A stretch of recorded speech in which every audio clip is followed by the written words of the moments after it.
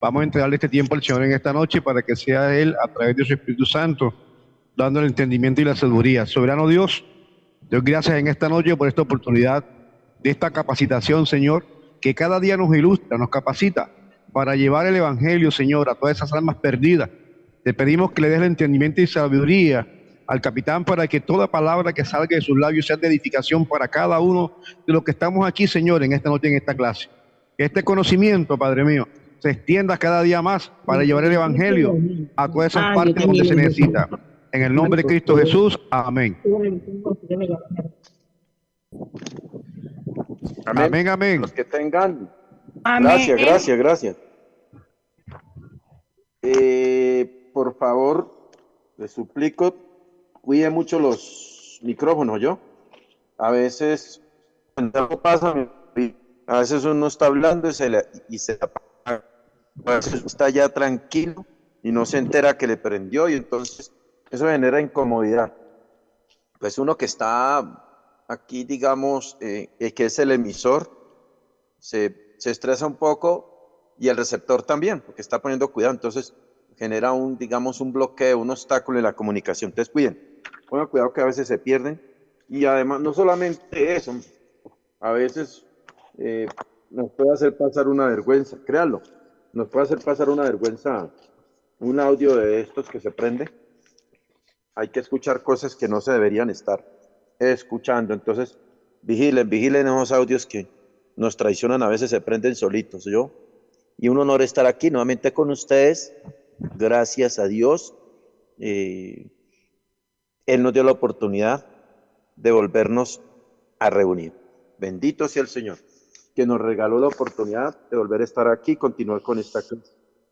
Hasta hace 8 días habíamos mirado, digamos, 7 artículos de la Declaración Universal de los Derechos Humanos, 7 artículos de la Constitución Política de Colombia, ¿correcto? Sí, exacto, sí. Creo que en nuestra Constitución llegamos como hasta el artículo 17 y que inicia el 8, no se olvide que los derechos fundamentales empiezan desde el capítulo, perdón, 8, empiezan desde el artículo 11, ¿no? Hasta el 41, luego vienen otros derechos del 42 hasta el 78, que son 35 artículos, que son los derechos de generación, económicos, sociales y culturales. Luego, oiga, lo que dije, ya está prendido un audio, por favor. Luego vienen otros derechos que tienen 5 artículos, que son los derechos de los pueblos. Por favor, mi teniente, ¿quién es el habilitador para que nos ayude con el audio que está prendido por allá? Bueno, eso ya lo vimos. Entonces, quiero hacer hoy, digamos, una síntesis de lo que hemos dicho, una resocialización. Entonces dijimos que las personas representantes de muchos países crearon Naciones Unidas en 1945. ¿Se acuerda que lo dijimos? Fueron 51 estados. Después de la Segunda Guerra Mundial se creó las Naciones Unidas. Las Naciones Unidas tienen una carta de navegación que se llama la Carta de las Naciones Unidas o de la Fundación. Allí están todos los parámetros, cómo deben portarse los estados que son parte de ella. En 1946 dijimos que nombraron una comisión de 8 personas, entre ellos había un peruano, estaba la Leonor de Roosevelt, especialmente el peruano y ella fueron como los directores de esa comisión, que fue la primera comisión, lo que se creó la ECOSOC, el Consejo Económico, ¿correcto? Ellos le dedicaron 2 años porque les delegaron crear unos artículos, crear unos parámetros para esa Declaración Universal. La ONU decidió que los derechos humanos en la historia han estado muy limitados tanto geográficamente como étnicamente y en todos los aspectos. Entonces se decidió que debería haber un tratado donde se declararan estos derechos universalmente. Delegaron para crearon el tratado en 1948, se reunieron, discutieron el tema, eso fue en Francia, y luego llegó la hora de votar. Algunos estados no votaron, como la Unión Soviética, no lo hizo por sus tendencias políticas, por tendencias machistas. Otro país que no pudo estar, si no estoy en Argentina, no estar su representante, pero 48 estados firmaron la Declaración Universal de los Derechos Humanos. De 51 estados, hoy tenemos 197 estados parte de este maravilloso tratado. Entonces, para que lo entendamos, las personas representantes de muchos países de Naciones Unidas crearon, bueno, las personas representantes de los países de Naciones Unidas hicieron una asamblea. Las asambleas de Naciones Unidas discuten problemas de todo el mundo. Eso es lo que ellos hacen. ¿Qué hace la Asamblea de Naciones Unidas? Discutir problemas de todo el mundo, problemas de violencia, problemas económicos, políticos, del medio ambiente. Eso es lo que hacen cada que ellos se reúnen.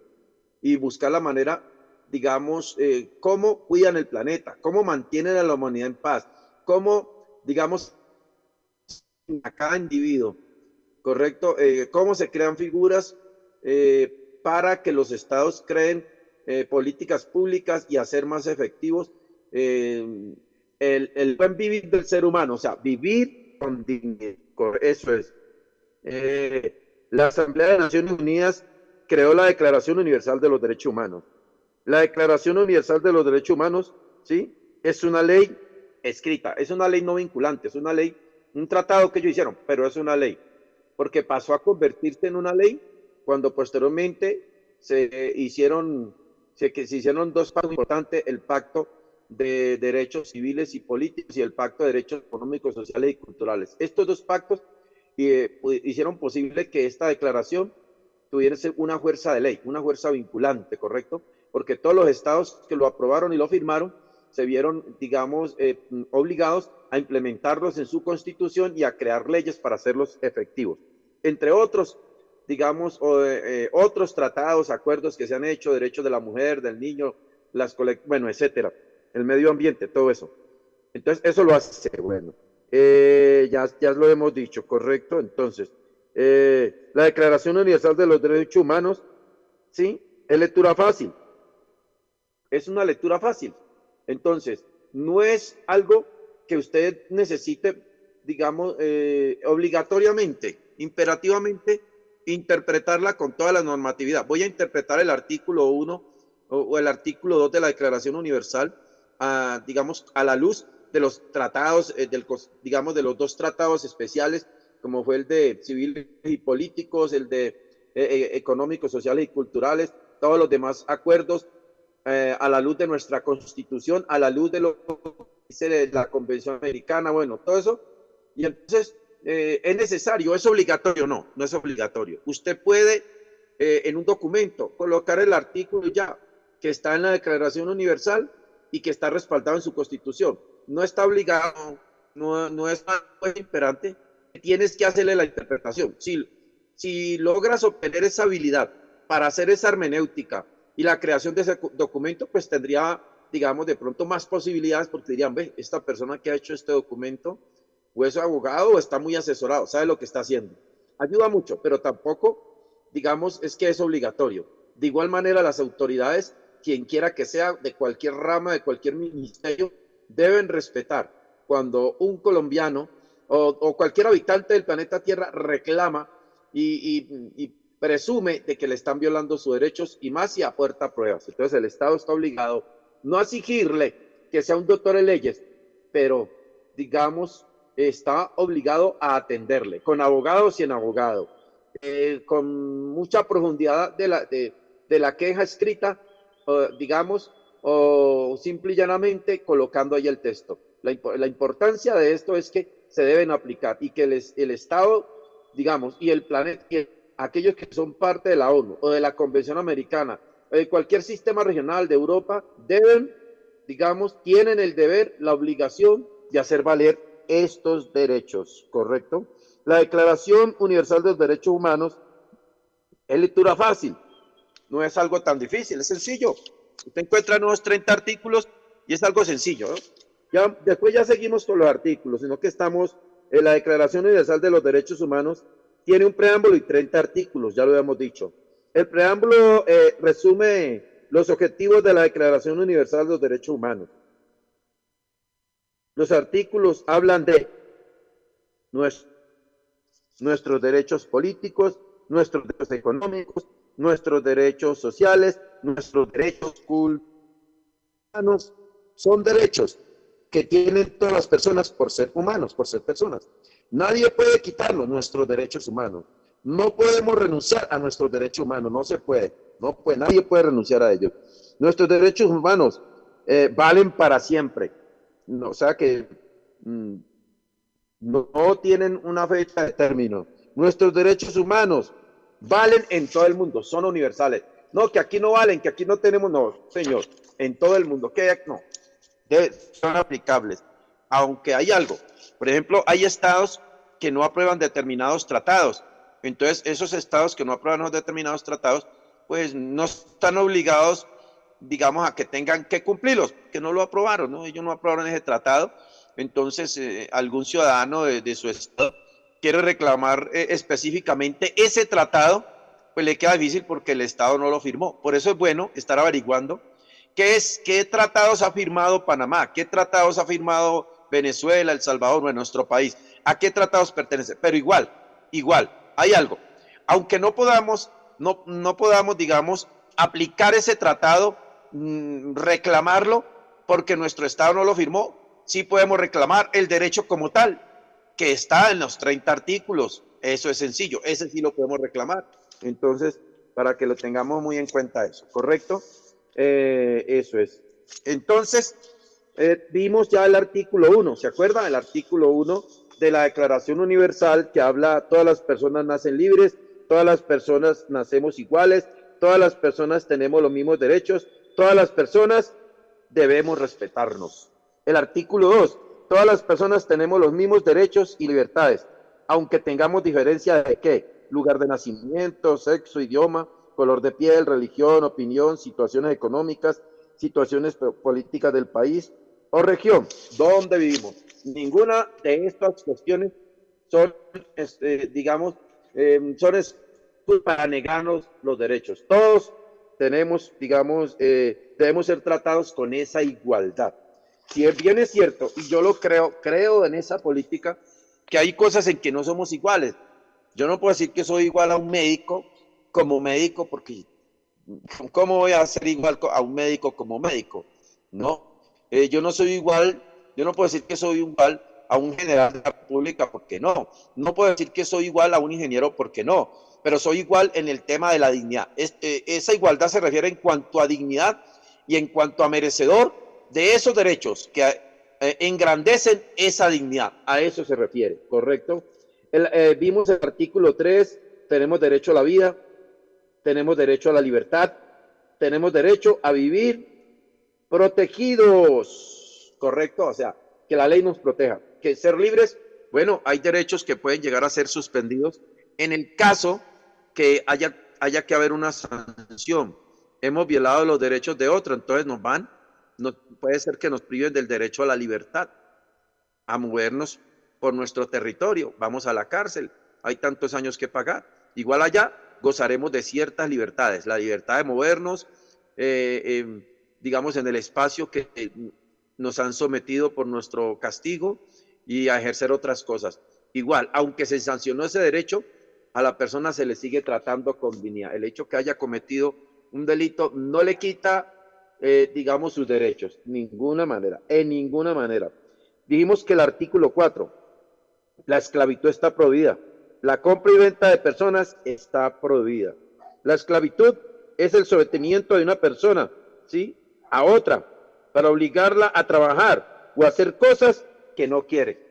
Y ya dijimos que, en cierta manera, aunque la esclavitud ha sido abolida, aunque la colonización ya no existe después de la Segunda Guerra Mundial, se empezó a acabar con ese tema de la colonización, que una potencia quería invadir a la otra y colonizarla y hacerlos, digamos, servidores de ellos, tributarios de ellos. El último estado que logró liberarse digamos, de eso de la colonización fue África, con el señor Nelson Mandela, creo que ya lo sabemos. Entonces ya África quedó libre. Hasta la Declaración Universal, África todavía era un país que dependía de Inglaterra y de hecho había unos problemas muy delicados allá. Por eso fue que algunos países árabes o africanos, pues, especialmente el continente africano, no firmaron porque allá existía lo que llama el apartheid, o sea, el apartado. Había un problema de discriminación racial terrible, una guerra tenaz. Entonces por eso fue. Pero bueno, eso ya ha ido acabando. Pero igual, hemos visto que todavía hay ciertas formas de esclavitud, ¿no? Hay quienes esclavizan a la dama, esclavizan al niño, al trabajador, lo someten. Bueno, hay muchas formas con que se puede tratar a una persona, se le puede afectar en cuanto a la libertad haciéndose el esclavo. Los derechos humanos tienen derechos, deberes, mire, derechos, deberes y prohibiciones. Derechos son los que reclamamos, deberes son los que no queremos cumplir, ¿no? Mis deberes son el respetar los derechos de otro, los derechos de un individuo, los derechos de un grupo, los derechos de unas colectividades, los derechos, el respeto a las autoridades, etcétera. Y las prohibiciones, como dice en los 10 mandamientos, no matarás, no robarás. Entonces aquí encontramos una prohibición, ¿sí? Que es se prohíbe la esclavitud, ¿sí? Eso es, la compra de personas. El artículo 5 creo que lo vimos también. Sí, sí, nadie puede ser torturado, nadie puede ser maltratado o no nos puede maltratar. O sea, no podemos ser torturados, no debemos ser. Entonces, esto es una prohibición, ¿sí?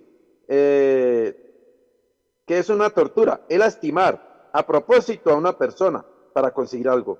Por ejemplo, para obligarla a hablar, ¿sí? Correcto, o a contestar algo. Hay una manera también de maltrato que es el psicológico. Hay maltrato verbal, maltrato físico, maltrato psicológico, maltrato económico.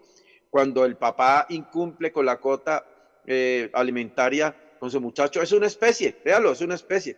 Les decía que los derechos humanos son como la física, la sinergia, una fuerza sinérgica. Cuando se viola uno, se afectan otros. Cuando se habla de que esa persona, digamos, violó mi derecho a la intimidad, también está violando su derecho a la libertad, también está violando su derecho a la honra. Una cantidad de derechos incluyen allí. Cuando se aplica un derecho con harto respeto, también se está teniendo en cuenta a otros. Esto es como sistémico, como el cuerpo humano, que todos los órganos dependen del sistema nervioso. No hay órgano independiente del sistema nervioso. Todos están allí interconectados, bañados por la sangre que corre por arterias, venas, vasos, las células, en fin. Eso se llama sistémico. Cuando un órgano se afecta, parece que otros empiezan también a ser impactados por ese. Eso se llama, así son los derechos humanos, así es el derecho, es sistémico, ¿correcto? Para que lo tengamos en cuenta. ¿Qué más encontramos aquí? El artículo 6.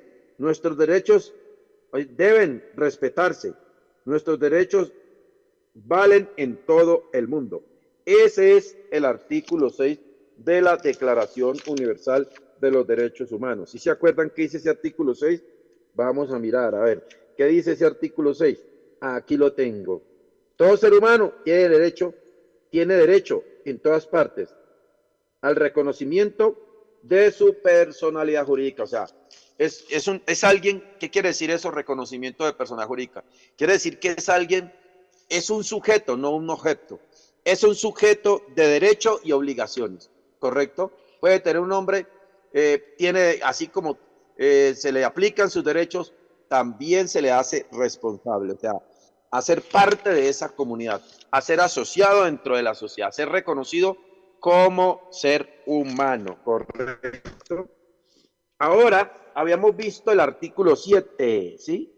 El artículo 7 que reza de esta manera. Todos son iguales ante la ley y tienen sin distinción, sin distinción, derecho a igual protección de la ley. Todos tienen derecho a igual protección contra toda discriminación que infrinjan esta declaración y contra toda provocación a tal discriminación. O sea que hay quienes discriminan, pero también hay quienes pueden provocar hacerlo. Ahí está. Entonces, ¿a qué se refiere esto? Las leyes son las mismas para todas las personas. No que a uno les aplican una y a otras no. Bueno, depende. Si yo violé determinada norma, esa es la que me van a aplicar. Y si alguien no la violó, pues no. Pero es responsabilidad de todos obedecerlas, porque también son nuestros derechos, también son nuestros mecanismos de protección de nuestra dignidad, de nuestra vida.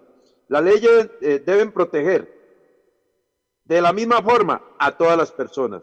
Las leyes deben protegernos contra la discriminación. ¿Qué es una discriminación? Alguien decía que discriminar es apartar a una persona o grupo, ¿sí?, de personas por motivos, ¿cómo? Ah, que porque son de la religión, entonces ya lo hacen a un lado, la ley de la indiferencia, religión, color de piel, sexo, situación económica, etcétera. Ni a persona ni a grupo se debe discriminar por ello. Les decía hace 8 días que es triste, pues no estoy tratando de criticar al pueblo de Dios, no, Dios me guarde, pero sí les decía que es muy triste ver cómo, o analizar cómo, en mi experiencia de cristiano y que fui pastor un tiempo, yo me dio la oportunidad de ser directivo de una gran organización mundial, tuve un cargo, pues bueno, Dios ya conoce, y me duele mucho ver cómo en las mismas iglesias hay discriminación. Discriminan que porque ese casi no ora, es que ese casi... discriminan, no estoy diciendo que las iglesias no deben tener sus políticas, las organizaciones tienen una constitución, unos artículos de fe que es la doctrina, unos reglamentos que es la forma como éticamente gobiernan, unos estatutos presentados ante el gobierno y cada congregación tiene su cultura organizacional, su manera de gobernar. Pero hay que tener cuidado que estas leyes, que estas normas, que estos principios que hay dentro de la organización o dentro de la congregación no estén discriminando. Ninguna ley, ninguna norma, ningún principio, entre comillas, llámese ético, debe atentar contra la dignidad humana. Nada de eso debe discriminar. Cualquier ley que discrimine, entonces no es legal, es anticonstitucional, está en contra de los derechos humanos, ¿correcto? No, anticonvencional se llama eso. Anticonvencional quiere decir que está en contra de la Declaración Universal, está en contra de la Convención Americana, de cualquier sistema continental, mundial y aún nacional en cuanto a la aplicación de los derechos humanos. No se olviden, no quiero hablar de una ministra, no me gusta hablar despectivamente, una ministra que algo habló de, que no se, de las personas que no se debían usar para predicar y servir, y eso fue allá usted sabe lo que pasó, no voy a mencionar, y se le cuestionó porque estaba discriminando. Entonces, tengan mucho cuidado con el tema de las discriminaciones. Ustedes pueden tener disciplina, ustedes pueden tener consejería, ustedes pueden tener normas dentro de su organización, fundación, como se llame, pero que ninguna norma de su fundación, de su organización, esté atentando contra este principio de los derechos humanos. Si una norma discrimina, esa norma no es justa ante la ley humana y yo creo que ante Dios tampoco. Porque el primero que enseñó, no la discriminación, es Dios. ¿Correcto? Hay que tener en cuenta con eso. Bueno, hay cosas que el Señor nos enseña a discriminar. Obvio. Él nos enseña a discriminar las tinieblas. Pero no a discriminarlas para aborrecerlas, sino para que alumbremos en ella. Mire, las tinieblas son tinieblas. Nosotros somos la luz para que esas tinieblas no sean tinieblas. ¿Sí entienden? La luz no tendría ningún sentido sin las tinieblas. La ley solo sería la luz. Pero la luz tiene un sentido porque hay tinieblas. Entonces, no discriminarlos en cuanto a lo que son, sino en cuanto a lo que hacen, que no es correcto. Y nosotros discriminamos el no matar, el no robar, el no esto. Sabemos discriminar esos principios, pero no a la persona, no al ser humano en sí, ¿correcto? No se debe discriminar. Hay que tener cuidado. Y hoy en día, donde hay mucha gente reclamando sus derechos, nos podríamos meter en un problema jurídico si no sabemos manejar estos aspectos. Tener mucho cuidado, mi gente maravillosa. Mucho cuidado. Entonces, ya hemos visto, ahora nos íbamos a centrar en el artículo 8. Ah, claro, el artículo 8. Este es universal, artículo 8. Yo dejé una tarea, no sé si se acuerdan, para los de Panamá, Perú, de otro país, que estudiaran en qué parte de su constitución estaban los derechos. ¿Alguno se acuerda y la encontró, si hizo la tarea? Pregunto.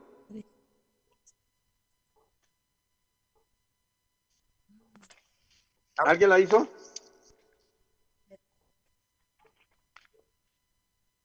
¿Aló? ¿Me están escuchando? Sí, señor. Gracias. Bueno, entonces no se preocupen si no quieren hablar, no se preocupen. Bueno, entonces, sí, el artículo 7. Todos son iguales ante la ley. Esta es la Declaración Universal. Y tienen, sin distinción, derecho a igual protección de la ley. Todos tienen derecho a igual protección. contra toda discriminación, ¿sí?, que infrinja esta declaración y contra toda provocación a tal discriminación. Ya les dije que una manera de leer una ley es no ignorar las comas, no ignorar ningún signo ortográfico. Es una de las maneras. Y ninguna frase. Una frase es importante para defender los derechos. Por ejemplo, le voy a poner una palabra. Mire esta palabra. Todos, todos. Es muy importante para interpretar una norma. Todos. Ahí está. Son iguales. No dicen algunos, sino que todos son iguales ante la ley. Tienen sin distinción derecho a igual protección de la ley. Todos tienen derecho a igual protección contra toda discriminación. Contra toda, mire, toda. Se analiza cualquier clase de discriminación. Será objetada y, si es posible, sancionada por la ley. ¿Correcto? Ahí tienen, pues, mi gente. Esto es bien delicado. Como en la Biblia. Pablo, cuando le escribe a los Gálatas, les dice, habla de la simiente y no de las simientes. No habla como si fueran muchos. La simiente, una S, le quita el plural y queda el singular. Se está refiriendo a una sola persona, y ese es Jesucristo. Así es la ley, ¿sí? Tener en cuenta todos estos aspectos, ¿correcto? Le voy a poner un ejemplo. O sea, a la ley es bueno hacerle exégesis, una hermenéutica. Una exégesis requiere todas las herramientas, como en la Biblia, diccionarios, comentarios, compendios, bueno, libros, lo que sea, diferentes clases de Biblia, o sea, diferentes traducciones, etcétera, para comparar. Vale la pena. Ojalá no usar un solo diccionario, sino varios. Ojalá no usar un solo compendio, sino varios. Comparar la opinión de varios autores. Eso se llama exégesis, ¿correcto? Y estos derechos humanos los podemos interpretar, uno, con la Carta de la ONU de 1945, dos, con los dos pactos importantes, que el pacto económico, el pacto civil, sí, el pacto civil y político, el pacto económico, social y cultural, con otros tratados, con la Convención Americana, con nuestra Constitución, y si hay alguna ley que la aplique también. Eso es hacerle una exégesis. Pero hay algo, hacerle una interpretación breve, si usted no tiene que, usted no se va a poner con todo eso, una interpretación breve, tenga en cuenta una frase, tenga en cuenta una palabra, tenga en cuenta, digamos, los signos ortográficos. Se lo voy a decir porque le voy a poner un ejemplo. No es lo mismo decir señora y póngale una coma, póngale una comita, de la tienda la llaman. Está diciendo que a esa señora la están llamando desde la tienda, que tiene que ir a la tienda, que ya la están llamando, porque señora, coma, ya, de la tienda la llaman. A decir señora de la tienda, coma, la llaman. Ahí cambia el significado. Las palabras son la misma, pero la coma, en el lugar que está, cambia el significado, porque está diciendo que esa señora es de una tienda y que la están llamando. Mire, en el primer caso, señora, coma, de la tienda la llaman. Es una señora que la están llamando desde la tienda. Ahora, señora de la tienda, coma, la llaman. Es una señora que tiene una tienda y la están llamando. O decir, señora de la tienda, la llaman entre comillas. O sea, que es que le dicen así. Mire, las mismas frases, pero los signos ortográficos cambian el significado. Entonces hay que tener, todo eso es bueno tenerlo en cuenta. Entonces, toda, mire, no necesitaría usted usar las herramientas que le he dicho, sino simplemente saber, tener en cuenta los signos ortográficos. Hay un tema que está en la Biblia donde dicen, yo he escuchado grandes predicadores decir, no seas demasiado justo porque te destruyes. Y entonces lo unen con ese texto donde el Señor dice, ganad amigos por medio de las ganancias injustas. O sea que el Señor está enseñando a ser antiético, el Señor está enseñando a ser corrupto. Eso es lo que el Señor está enseñando, pero qué incoherente. Salomón o el escritor de Eclesiastés dice que no hay que ser demasiado justo. Pero ¿por qué Apocalipsis dice el que sea justo practique la justicia cada día? El que esté limpio, limpie más. Y el que no, pues sea más malo. El que quiera ser malo, sea más malo. Y el que quiera ser cada día mejor, sea mejor. La Biblia nos llama antes a mejorar. Entonces, ¿dónde está la contradicción? La contradicción no está en la Biblia, la contradicción está en la interpretación que le hacemos. Cuando dice no seas demasiado justo porque habrás de destruirte, quiero decirles que eso es un estilo literario que está usando el escritor y se llama la ironía. Es una ironía. Como cuando usted mira a una persona haciendo algo malo y le dice, siga así que va muy bien. ¿De verdad va bien? ¿O es una ironía la que usted le está lanzando? Así va muy bien, mijo. Así va muy bien, mija. ¿Usted le está diciendo que está bien? No, es una ironía. Allá hay una ironía. ¿Y sabe por qué hay una ironía? Si usted lee bien el texto, el antetexto y el contexto, va a encontrar un signo de interrogación. Va a encontrar que lo que está hablando el escritor allí es hipotéticamente. Lo que él está diciendo, o sea, parafraseándolo. ¿Qué es parafrasear? Parafrasear es decirlo de una manera más clara. Y es lo mismo. Lo que está diciendo es, ¿será que te destruyes si practicas la justicia? Es una hipótesis. Por un lado es una ironía, por el otro es una hipótesis. Lo que está haciendo allí el escritor es hablando hipotéticamente, pero no es que está diciendo que hay que ser injusto. Lo de Jesús, Jesús en ninguna manera está diciendo que hay que conseguir ganancias injustas para ganar. No.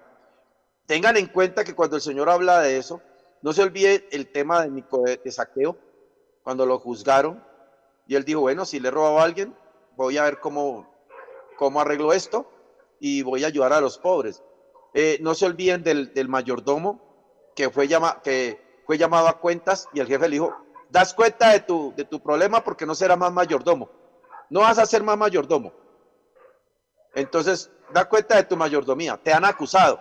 Hay una acusación que la clientela se está yendo. Parece que el mayordomo manejaba un negocio, era un gerente, un manager. Y él manejaba el negocio, pero parece que la economía estaba bajando. ¿Y por qué bajó la economía? Porque la clientela se estaba yendo. ¿Y por qué se estaba yendo la clientela? El dueño de la empresa quería saber por qué. Y se puso a investigar y encontró que era que la clientela no estaba a gusto porque se sentía que los estaban, digamos, les estaban cobrando más de la cuenta, los estaban, eso tiene un nombre bueno, ya me olvidó.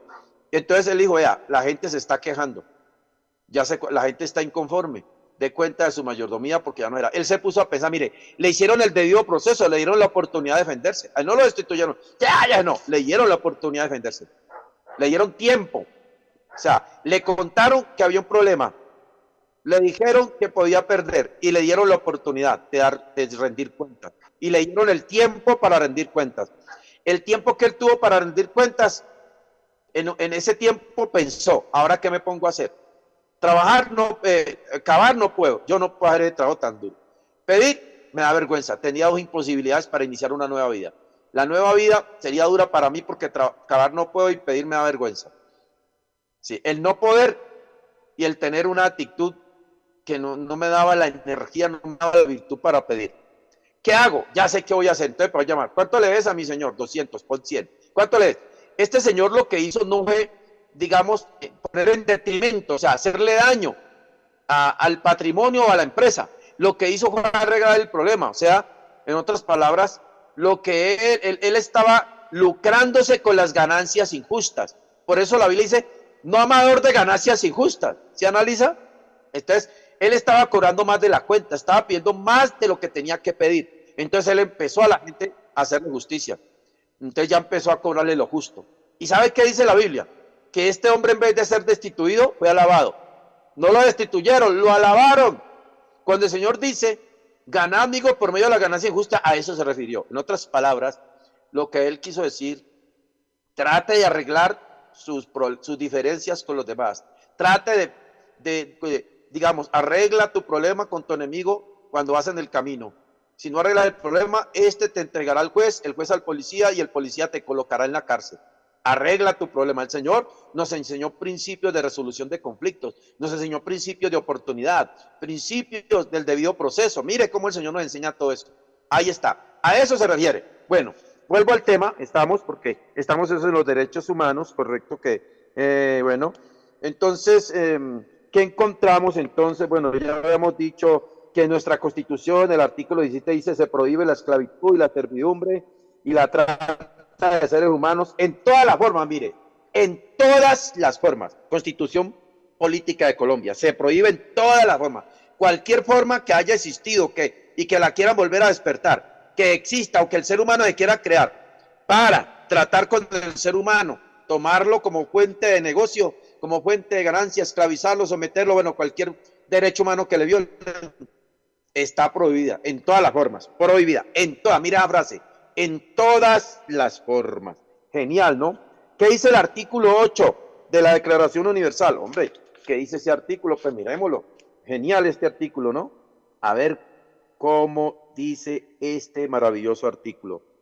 Toda persona tiene derecho a un recurso efectivo ante los tribunales nacionales, ahí está, competentes, que le ampare contra actos que violen sus derechos fundamentales, reconocidos por la Constitución y por la ley, la Constitución del Estado o la ley. Ahí está. ¿Qué reza esto? ¿Sí? Todas las personas, ¿sí? Ahí está. Tienen el deber, ¿sí?, de respetar nuestros derechos fundamentales. El gobierno o cualquier persona o cualquier grupo debe respetar nuestros derechos fundamentales, quien quiera que sea. Todo, y nosotros tenemos igual deber con otras personas, el Estado, bueno, etcétera. Tenemos derecho a pedirle a la justicia que proteja nuestros derechos fundamentales. Le podemos pedir a la justicia que nos proteja. Yo me acuerdo, hace unos años estábamos con un pastor, él hablaba duro y predica duro, y es un tipo hasta muy intelectual. Ese hombre, yo me acuerdo que le decía el libro de una Biblia de memoria. ¿Qué quiere que le dígame Apocalipsis de memoria? Y de memoria se la decía, de memoria. Yo me acuerdo que él tenía una silla y se acostaba en esa silla, se recostaba y empezaba, y no se equivocaba. Pero él hacía mucha bulla. Entonces los vecinos estaban en un culto y le tiraron la gente. Y los policías llegaron él dijo, sí, tiene razón, voy a bajarle un poquito el volumen, pero el deber de ustedes es protegerme. Ellos tienen derecho y pido excusa, voy a bajarle, pero yo también tengo derecho a seguir con mi culto y ustedes deberían estar aquí antes protegiéndome. Ahí está. Entonces, él reconoció que cometió un error y que estaba violando el derecho de otros, pero también hizo el derecho a la libre opinión, el derecho a la libre expresión, el derecho a la libertad de culto, y reconoció que estaba abusando de ese derecho, pero igual, aunque estaba abusando de él, no se le debía reprimir, simple y llanamente controlar, regular aquello que tenía que regular para hacer un uso exacto, efectivo de su derecho sin afectar el derecho de otros. Nunca me olvido de este pastor, ¿sí? Los derechos fundamentales son derechos que tenemos las personas por el solo hecho de ser personas. El derecho a la vida es un derecho fundamental. El derecho a la libertad es un derecho fundamental. El derecho a trabajar es un derecho fundamental. El derecho a trabajar es un derecho fundamental, es un derecho de primera generación. En los derechos de segunda generación habla ya de un trabajo pero digno. Aunque alguien decía, y estoy muy de acuerdo, creo que en el 2004 yo estuve estudiando administración. Yo tengo 2 técnicos en administración de empresas. Me tocó hacer un trabajo y leer un libro grande. Yo me acuerdo que en el libro encontré que el significado etimológico de trabajo es esclavitud, es servidumbre. No se debe llamar trabajo, sino empleo. Debería llamarse empleo, labor. La palabra trabajo dice que, por ejemplo, en el tiempo de la esclavitud, al esclavo, digamos, le castigaban con trabajo duro, o sea, con represión. El trabajo era un castigo, el trabajo era una esclavitud. Entonces no se debe decir, Señor, dame un trabajo, no, dame un empleo, dame un empleo. Bueno, ese es un concepto de lo que leí en ese mismo libro, y era un libro, digamos, de leyes, el Código Contencioso Administrativo, creo que era otro, y me gustó mucho ese tema, ¿correcto? Entonces hay que tener en cuenta eso, ¿no? Entonces los derechos de segunda generación, en los derechos de primera generación encontramos derecho a un buen empleo. Eso deberían cambiarlo algún día, no a un trabajo. Pero en los de segunda generación, que ese empleo sea digno. Eso es genial, ¿no? Genial esto, ¿correcto? El artículo, bueno, ese es. No estoy leyendo hoy la Constitución y ¿sabe por qué poco? La estoy leyendo poco, ¿sabe por qué? Porque veo que los de otros países no trajeron su Constitución, algunos la tienen ahí. Bueno, leamos el artículo 18 de nuestra Constitución, ¿sí? Se garantiza la libertad de conciencia. Nadie será molestado por razón de sus convicciones o creencias, ni compelido a revelarlas, ni obligado a actuar contra su conciencia. Bueno, eso está evidente. Ahí está, se garantiza la libertad de conciencia. Cada persona es libre de creer lo que quiera, con tal que su creencia no afecte su dignidad y la de otros, ¿no?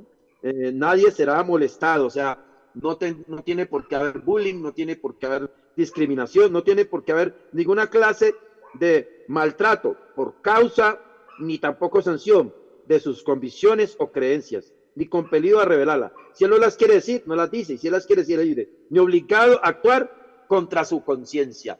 Por eso, algunas personas, cuando no quieren ir al ejército, algunos logran con la carta de su pastor o su líder, su autoridad, puede ser en los cabildos, bueno, la autoridad correspondiente, invocar algo que llama objeción de conciencia.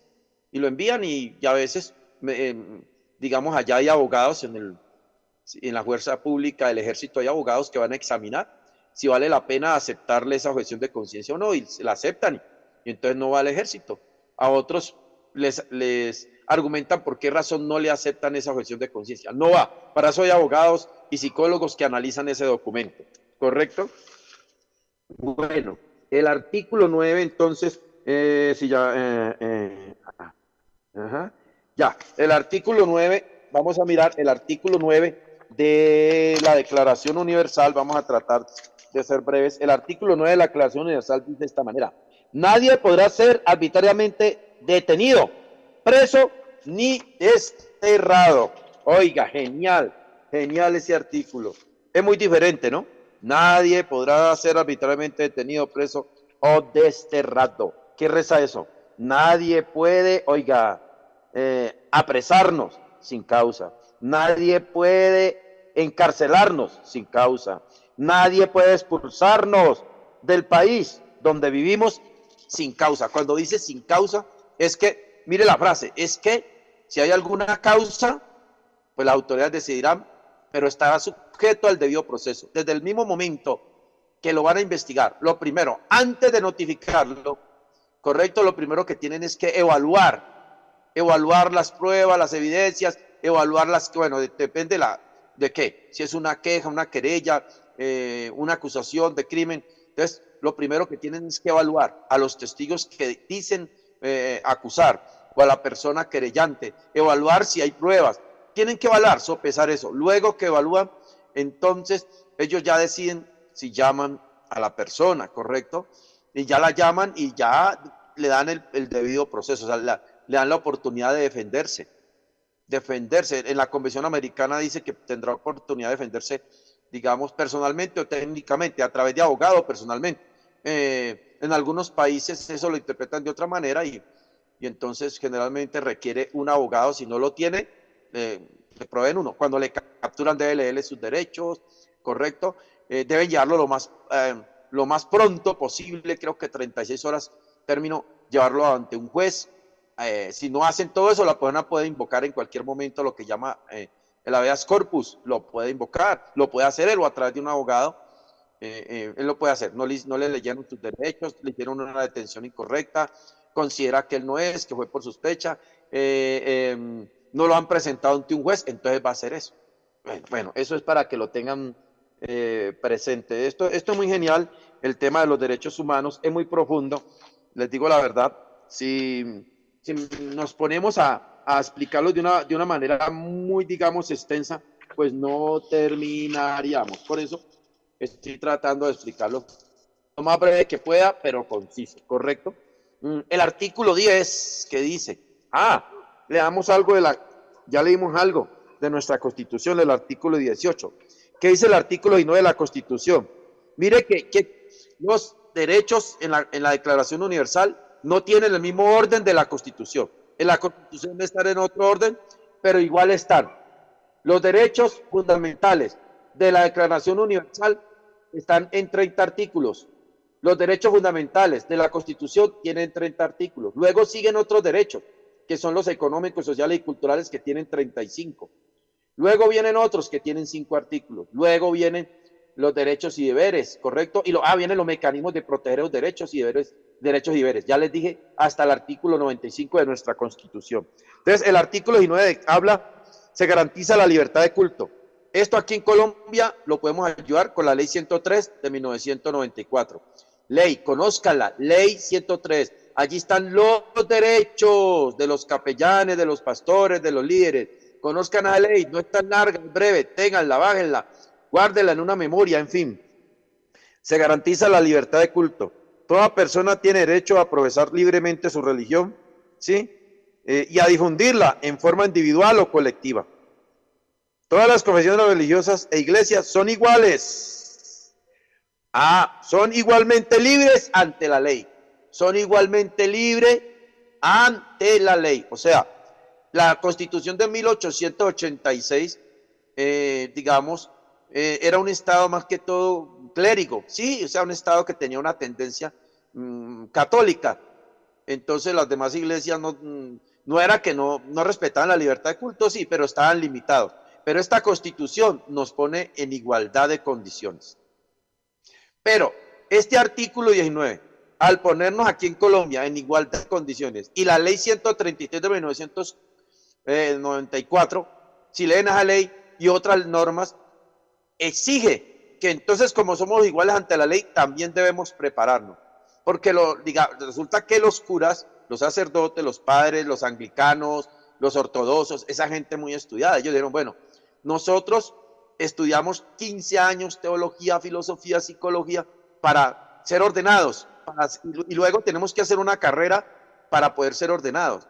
Y hay mucha gente que pastores, que líderes evangélicos y no saben ni leer bien, entonces ¿qué? Entonces ahí lean la ley 133 del 94 y se darán cuenta.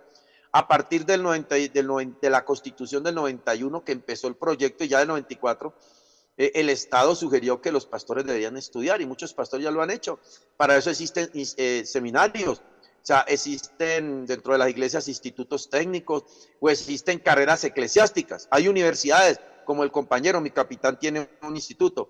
Hay universidades eclesiásticas, no son títulos netamente, digamos, seculares, pero donde hacen, por ejemplo, licenciaturas eclesiásticas, maestrías eclesiásticas, doctorados eclesiásticos, bueno, o sea, esa exigencia de las iglesias, de los doctorados que han estudiado, digamos, eso se llaman ministros del culto, así se llaman, ministros del culto, esas exigencias igualmente también nos dio una ventaja, nos dio más libertad para estudiar, nos dio más posibilidades para prepararnos, etcétera. Hay que tener en cuenta todo eso. Correcto, mi gente, y no lo debemos ignorar desde ningún punto de vista.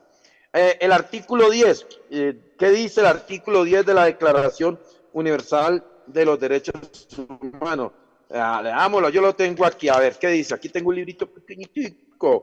Dice, artículo 10, toda persona tiene derecho, en condiciones de plena igualdad, a ser oída públicamente, ¿sí? Y con justicia por un tribunal independiente. O sea, que el juez o el tribunal que juzga a la persona que fue denunciada, demandada o capturada en flagrancia, debe ser juzgada por un tribunal independiente, o sea, que no tenga que ver, no tenga que ver con el caso, ¿correcto? Independiente e imparcial para la determinación de sus derechos y obligaciones, o para el examen de cualquier acusación contra ella en materia penal. Ahí está. Genial. Esto también se aplica, ¿correcto? En las cuestiones administrativas, es interés por ética.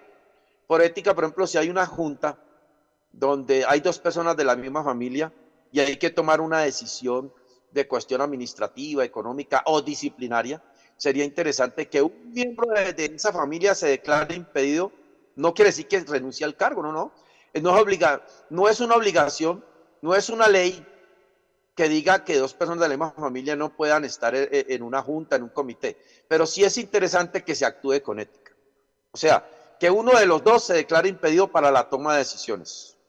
Uno de los dos debe declararse impedido para la toma de cualquier decisión. Eso ya se hace eso ya es ético, moral. Ya en lo jurídico se dice que sí es importante que un tribunal o que un juez o quien lleve en el caso de la persona en tema, digamos, en tema penal, digamos, sea alguien independiente e imparcial, para que lo tengamos muy en cuenta esto, ¿ya? Eso es muy importante practicarlo, porque la ley lo dice porque es ético, o si la ley no lo dice, al menos por ética, por moral, por orden, etcétera. Es recomendable. Entonces, este artículo 10 está hablando que tenemos derecho a defendernos en un juicio, igual que las demás personas. Los jueces deben oírnos y después tomar decisiones. Ya no nos tienen que dar, si usted va a acusar a una persona o la va a sancionar y no la deja que se defienda, está siendo injusto, le está violando el debido proceso. El debido proceso debe emplearse, eso dice en la Convención Americana, en todas las actuaciones, sean judiciales o administrativas. La Convención Americana lo explica mejor. Yo he enseñado esto comparando los 3 libros, la Constitución del país, la Convención Americana y la Declaración Universal, pero aquí pues nos queda un poquito como complicado, no tenemos tanto tiempo para hacerlo, pero la Convención Americana y otras leyes dicen que el debido proceso debe ser aplicado en todas las actuaciones y aplicado no solo por las autoridades del sistema judicial, sino por todas las entidades, una fundación, una iglesia, quien quiera que sea, que van a disciplinar a una persona, que la van a expulsar, que hagan eso, no se le dé, nada de eso se le debe hacer antes de habérsele dado la oportunidad de defenderse en varias instancias. El debido proceso es bonito. Primera instancia, se oye la queja, se recibe la queja, ojalá por escrito. Segunda instancia, se evalúa la queja, se mira si vale la pena hacer la investigación. Si no vale la pena, se notifica al quejante, se le dice, este comité defendió que no hay elementos de prueba, usted no está seguro, ustedes, quien quiera que sea. Entonces nosotros no podemos juzgar solo por sospecha. O si miran que es necesario, entonces le hacen una preliminar. Le envían una carta al acusado o al acusado donde dicen, hay una acusación contra usted, la presunta violación a tal y tal norma y a la Constitución tal. Bueno, la norma de la organización. Y le dan 10 días hábiles para declarar su defensa. A los 10 días, él envía una carta o va personalmente, entrega su defensa. El comité de primera instancia, tiene que haber 2 comités, uno de primera y uno de segunda. Y debe haber una persona como un veedor, digamos, una persona de ética imparcial. Esa persona va a tener palabra, pero no voto, pero las palabras que él va a emitir no deben ser palabras para inclinar hacia una parte, sino para aconsejar al ente que está llevando el proceso en primera instancia. Eso debe existir en las iglesias, eso debe existir, digamos, en las fundaciones, en toda empresa debe existir eso. En nuestro sistema existe el Ministerio Público, ellos están allí mirando que estén haciendo bien su trabajo los abogados, la fiscalía, los jueces, ahí está el Ministerio Público pendiente de eso, ¿correcto? De hecho, ellos en ciertas oportunidades también a veces hacen las veces de policía judicial, cuando tienen que tratar casos con empleados públicos.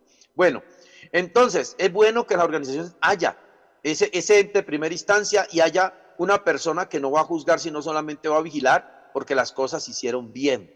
Y esa persona que es veedor debe ser conocedora, porque él va a aconsejar, él va a orientar a ese grupo, le va a decir cómo se hacen las cosas. La Constitución dice así, nuestro reglamento dice así, la Convención Americana, o sea, ojalá una persona preparada, versada en el tema para aconsejar qué decisión va a tomar el grupo.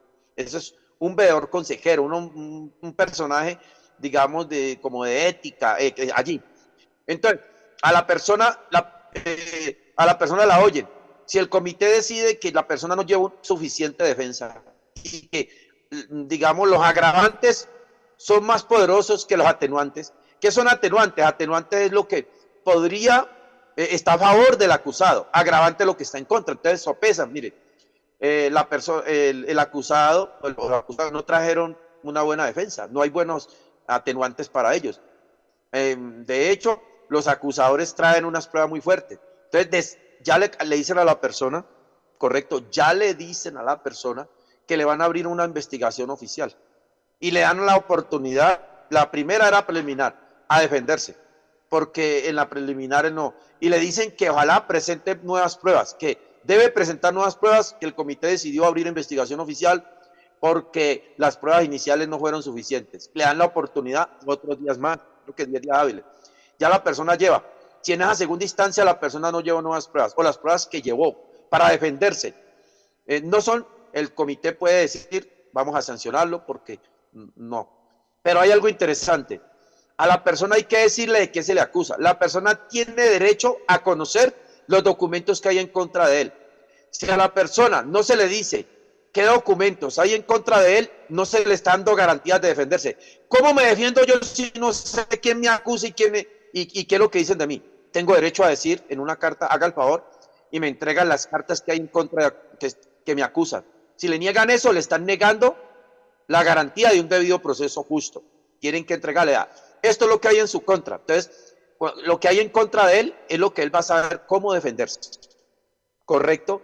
Él va a saber. Bueno, hay casos que se llama reserva del sumario, donde a él no se le puede entregar toda la documentación. Puede haber testigos, digamos, que eso puede haber testigos anónimos, testigos que no quieren, porque no quieren tener problemas. La seguridad de esa gente debe ser guardada, pero al menos él debe conocer lo fundamental de su problema para saber cómo defenderse, ¿correcto? Y ya se defiende.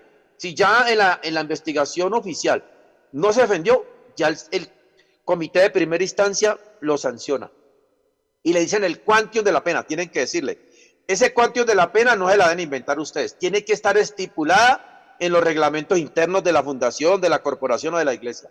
Según nuestro reglamento interno, tal, el quantium de la pena suya es tantos años de suspensión. El comité inicial lo suspende nomás, suspende, no lo destituye, suspende. Y entonces ya ese comité le dice, nos sostenemos, usted queda suspendido por tanto tiempo y contra esta decisión cabe el recurso de reposición. ¿Qué es el recurso de reposición? El recurso de reposición es una defensa que él va a hacer ante el ente de primera instancia. El mismo ente que lo suspendió, ese mismo ente lo tiene que atender en recurso de reposición. 5 días hábiles. Le dan 5 días hábiles para presentar recursos de reposición. O sea, tiene que llevar nuevas pruebas, tiene que defenderse, no con lo mismo, tiene que buscar. En esos 5 días hábiles, él envía su documento y se presenta. Si con el recurso de reposición no hubo atenuantes, no hubo una defensa contundente, el comité puede decidir sostenerse en su disciplina. Si llevó algo nuevo, si se defendió, si el comité encontró que cambió el rumbo de la investigación, le puede levantar la sanción en el recurso de, o si no, le dicen que se sostiene y le tienen que decir la razón por qué se sostienen en la sanción. Nos sostenemos en la sanción porque usted no llevó elementos nuevos, ya. Contra este recurso cabe la apelación. Ya la apelación ya no va a ser ante ese mismo ente. La apelación la tiene que atender un ente de segunda instancia, una autoridad mayor. Por eso las instituciones deben tener un comité específico para tratar estos temas, para que cuando llegue el tema a la Junta se tome la decisión final. Creo que los asuntos disciplinarios y todo eso deben ser tratados por un comité y ya la decisión final, la Junta General. Ellos ya, la apelación la atiende la Junta o la puede atender el presidente, el vicepresidente. Las personas, mire, si en la Junta hay un miembro que fue parte de primera instancia, ese miembro que fue parte de primera instancia debe declararse impedido, no sería ético, él debe dejar libre al ente de segunda instancia en tomar la decisión final, porque el ente de segunda instancia va a trabajar imparcialmente, él no se va a basar en lo que hizo el ente de primera instancia, al contrario. ¿Qué va a hacer el ente de segunda instancia? Va a investigar si es verdad y si el ente de primera instancia hizo las cosas bien. ¿Cómo va a investigar? Va a llamar a los testigos, a las personas, y si es posible también se va a valer del veedor que hubo allí, el veedor que es imparcial, él es neutro. Y le van a decir, bueno, ¿usted cómo vio el caso? Él va a decir, no, realmente ellos violaron algo. Entonces, si el ente de segunda instancia encuentra que el ente de primera instancia violó algo del debido proceso, maltrató al acusado, hizo algo no correcto, entonces el ente de primera instancia de segunda instancia puede levantarle la sanción y hacerle un llamado de oreja al de primera instancia porque no hizo bien las cosas. ¿Correcto? Eso es delicado. Y si ellos encuentran que el ente de primera instancia hizo bien las cosas, investigan, analizan, entonces le dicen a la persona, habiéndosele atendido su apelación, su carta, habiéndosele escuchado y habiendo sopesado los documentos aportados por el comité de primera instancia, por los testigos, por la defensa, por todo. Hemos analizado todo. Encontramos que nos debemos sostenerlos en la sanción que le hizo el ente de primera instancia. Eso es el debido proceso. Si la persona considera que el ente de primera y segunda instancia no hicieron bien las cosas, él puede impugnar ese caso. Y ese caso ya lo tiene que impugnar ante otro ente diferente. En el caso judicial ya sería, digamos, ante la Corte Suprema, la Corte Constitucional, ante la Defensoría, ante la Procuraduría. Bueno, él ya encontrará. En el cuestión administrativa es bueno que las entidades tengan un comité de ética, un comité de asuntos jurídicos, un comité específico en el cual, digamos, es un ente de control. Eso se llaman entes de control, los cuales puedan ser veedores y consejeros de los procesos que se hagan. Eso es importante. El debido proceso no solo se hace en lo penal, en lo administrativo, correcto, debe hacerse, en las fundaciones, en las iglesias, en cualquier parte, debe hacerse. Hay mucha gente que es expulsada de una iglesia, hay muchos pastores que son destituidos y ni siquiera le hicieron el debido proceso. Pero como no saben, como digo mi general, como no saben, pues ahí lleven del garrote. Y algunos saben, pero les da vergüenza meter en el problema. No. Algún día a estas organizaciones le sale una persona que sabe ley y los mete en problemas. Conocí un caso de un ministro, aunque él sí estuvo en un billar, ¿sí? Y lo sancionaron y le violaron el debido proceso. Y ni el ente de primera ni el ente de segunda instancia quisieron atender su queja de que le violaron el debido proceso. Lo llevó ante un juez y le ordenaron a la organización que tenían que restituirlo. Y eso ya queda anotado. Tremendo eso. Hay que tener cuidado con esos procesos, ¿correcto? ¿Qué dice entonces el artículo 11? El artículo 11 dice, toda persona acusada de delito tiene derecho a que se presuma su inocencia mientras no se pruebe su culpabilidad conforme a la ley. Y en juicio público, ¿sí? En el que se le hayan asegurado todas las garantías necesarias para la defensa. ¿Qué quiere decir eso? Nadie debe ser declarado culpable hasta que termine el juicio. Mientras esté en juicio, mientras no haya sido vencido el juicio, se le respeta la presunción de inocencia. Nunca le vaya a decir a alguien, usted es un fornicario, usted es un adúltero, sin primero haber agotado todos los recursos del debido proceso. Ya se los dije. Alguien me diría, ¿por qué no acaba todos los derechos hoy mismo? No, no se pueden porque si los acabo todos, nomás se los leería. Me parece muy importante hacer algunas explicaciones. ¿Ustedes qué dicen? ¿Quieren acabar hoy mismo para leerlos? ¿O quieren al menos que se les explique algunas cosas básicas y concretas de ellos? ¿Qué opinan? Alguien que me diga algo. Mi mayor, yo pienso que es lo mejor es algo despacio, pero que vamos comprendiendo, porque si nos afanamos tal vez no comprendamos y después es fatal para todos. Gracias, mi mayor. Gracias, mire, bueno, total. Mayor, yo estoy de acuerdo, mi mayor. Yo estoy de acuerdo que sí, espacio y buenas letras. Sí, para eso estamos aquí, para estudiar y aprender. Gracias, gracias. Entonces, nunca se le trata a la persona que es culpable mientras no se le haya vencido en juicio. Mientras no se le venza en juicio, se le llama imputado. Primero se le llama sospechoso. O sea, al sospechoso, primero se evalúan las pruebas. ¿Cuántos sospechosos tienen en el sistema judicial? Tantos.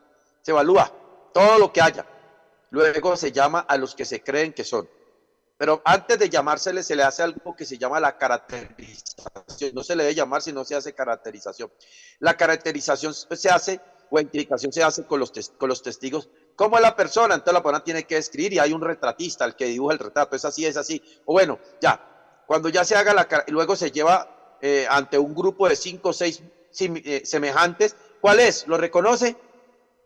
Entonces ya, cuando ya se le haga la caracterización, entonces ya se le llama como, ya es el sospechoso, luego se evalúan otras pruebas y ya se llama el imputado. Ya no será el sospechoso, sino el imputado. O el presunto, el imputa, presunto. Luego, si se encuentra culpable, será el culpable. Y si se encuentra inocente, será el inocente. Si a una persona se le juzgó por algo y se le declaró inocente, aunque era culpable, mire, hay casos donde la persona es culpable, pero como no hubo prueba, mire, hay cosas que puede dejar libre, puede dejar impune un delito. Uno, que no se hizo, se violó el debido proceso, no le leyeron los derechos, no se le hizo la detención legal, alguna parte del proceso se violó, que eso es lo que buscan los abogados. ¿En qué se equivocaron las autoridades para defender a su cliente? ¿Correcto? Yo no le llamo cliente, a su protegido, yo le llamo protegido, porque él está protegiendo un derecho de esa persona. aunque sea un delincuente, está protegiendo el derecho a la presunción de inocencia, está protegiendo el derecho al debido proceso, donde ese debido proceso se pueden haber atenuantes. Atenuantes son como, por ejemplo, que él colaboró con la justicia, que él confesó, que él no fue directo culpable. Bueno, encontrar cosas que atenúen digamos, su acusación, y entonces, aunque tenga que pagar, pero le rebaja de condena, casa por cárcel, algo que atenúe, y entonces eso es lo que busca el abogado, dejarlo libre, o si no, atenuar la condena, pocos años o casa por cárcel, algo busca el abogado, ese es su protegido, correcto, yo le llamo así, su protegido, su defendido. Entonces, mi querida gente, a la persona no se le puede decir que ya es. Entonces, con todo, cuando ya lo acusan, ya es. Y aún, después de ser acusado, no, el juez o el tribunal que le dicta la sentencia no debe aplicarle más años de lo que la ley dice. Si la ley dice que la desaparición forzosa hace 60 años, son 60 años. ¿Correcto? Bueno, eso ya va a ser conforme a la ley de cada estado. Creo que en Estados Unidos existe la cadena perpetua, y en algunos casos extremos, en algunos estados existe la pena de muerte. ¿Sabe qué pasa en Estados Unidos? Que la constitución es la misma, pero cada estado tiene leyes diferentes. Por eso la bandera de Estados Unidos, usted la ve, tiene 50 estrellas. Cada estrella es un estado. Cada estrella representa un estado. Cada estado tiene leyes diferentes. Hay estados que tienen de forma... Pero la constitución es la misma. La constitución de Estados Unidos tiene 13 artículos. Y es la misma para todos. Pero las leyes en cada estado son diferentes. Entonces, si la ley en Colombia dice que son 60 años y que no hay pena de muerte, eso es. No, el juez no le puede aplicar 61 o 62. No, la ley dice que son 60. Y además, si tuvo una buena defensa que supo atenuar los efectos, puede lograr que no le den 60, sino 30, 20, una buena defensa. O hasta puede lograr que salga libre. ¿Se analiza? Todo eso. Y eso es bíblico. En la Biblia dice, creo que es en Éxodo y Deuteronomio, dice que cuando un verdugo castigaba a una persona tenía que darle 39 azotes, creo que eran, o 40. Mire, si el verdugo le daba uno más, al verdugo lo castigaban también, venga acá, le daban. Lo castigaban por haberle dado uno más. Él tenía que darle los azotes exactos. No podía darle uno más. Donde el verdugo le diera uno más, venga verdugo, usted se pasó, dio uno más. Así que usted va a llevar cuetazos por haber dado uno más. Se analiza, eso, principio bíblico, es genial. Y eso es también el debido proceso. No le pueden dar más de lo que dice la condena. Antes, si la persona colabora, negocia con las autoridades, le pueden rebajar, le pueden atenuar su condena, ¿ya? Entonces, les decía en el caso, ese es el caso de que hay casos que se han quedado impunes por eso, porque no se hizo un debido proceso, porque bueno, hay muchas cosas. Y la persona sale libre, sale inocente. Y como sale inocente, a la persona no la pueden acusar 2 veces por lo mismo, ya no la pueden acusar, ya salió inocente. Lo mismo debe pasar en las organizaciones, en las empresas, los colegios, que están sujetos al debido proceso. Si ya acusaron a una persona por algo y ya ella pagó, le dieron apenas 3 días, eso es. No, que la sanción estuvo muy cortica, pongámosle una más, no. Ya no le pueden repetir, ya no. Por eso las autoridades, cuando declaran a esa persona inocente, tienen que buscar una nueva figura o que surjan nuevas acusaciones con nuevos elementos. O sea, la única manera sería que frente al mismo caso surjan nuevos elementos de prueba, ¿correcto? Y dentro de esos nuevos elementos surjan, digamos, que aparezcan nuevas figuras de delito. Entonces por ahí se le puede meter. Si no, de otra manera, bajo la misma manera, sin nuevos elementos, sin nuevas figuras de delito, no lo pueden acusar las 2 veces. O si ya le castigaron, no lo pueden volver a castigar. Haya pasado lo que haya pasado, no lo pueden acusar por lo mismo 2 veces. Tengan en cuenta eso. ¿Correcto? ¿Les queda muy claro? Amén, amén. El literal 2 del artículo, ya, gracias. El literal 2 del artículo 11 dice: nadie será condenado por actos u omisiones, ¿sí?, que en el momento de cometerse no fueron delictivos. O sea, la ley debe ser retroactiva. Si a una persona, digamos, una persona comete ahora un error, una falla, porque hay pecados que no son delitos, ¿sí?, y hay delitos que no son pecado. Ese es el tema de la ley. Entonces la persona cometió una falla, pero no hay una ley que lo condene, no le pueden hacer nada. Si dentro de su organización alguien cometió un error, para ustedes hacerle un proceso, ustedes tienen que leer los reglamentos de la institución, tienen que leerlos, los estatutos. A ver, y si en los estatutos de ustedes no hay un reglamento que condene eso por lo cual lo acusaron, no pueden hacer nada. No, nuestros reglamentos tienen un vacío, eso es lo que llamo un vacío. No podemos hacer nada aquí. Yo conozco los reglamentos de una organización y los estatutos, y muy genial, el que presentó esa idea, muy genial, porque finalizando los estatutos dicen que esta entidad, esta organización con personalidad jurídica, está dispuesta a someterse a lo que aquí no está, pero está prescrito en la ley y en la constitución política. Entonces, ¿qué pasa? Que si en los reglamentos internos de ellos o en los estatutos, porque son dos cosas, son tres cosas diferentes. Los artículos de fe es, digamos, las políticas que tienen. Los reglamentos internos son las leyes internas que tienen ante la administración. Los estatutos es la manera como le están diciendo al Estado que van a gobernar. Son tres cosas diferentes. Entonces, no hay nada en los reglamentos, no hay nada en los estatutos, pero resulta que hay una ley, hay un artículo que dice que esta organización se someterá si alguna cosa no está aquí, esta organización se someterá a lo que está en nuestra Constitución y en las leyes colombianas. Entonces, le aplican ese, vea, en nuestros estatutos y reglamentos no está lo que usted hizo, pero lo que usted ha hecho viola tales derechos fundamentales o viola tal ley. Por tanto, nuestra Constitución dice que nos sometemos. Y si no hay nada, y si eso no está, no hay cómo juzgarlo. Correcto, no hay cómo. Y si mañana se inventan una ley, no puede ser retroactivo. Él cometió el error hoy, la ley que ustedes creen mañana no lo va a condenar. Ya, listo, tengan en cuenta eso. Digan, uy, abogado.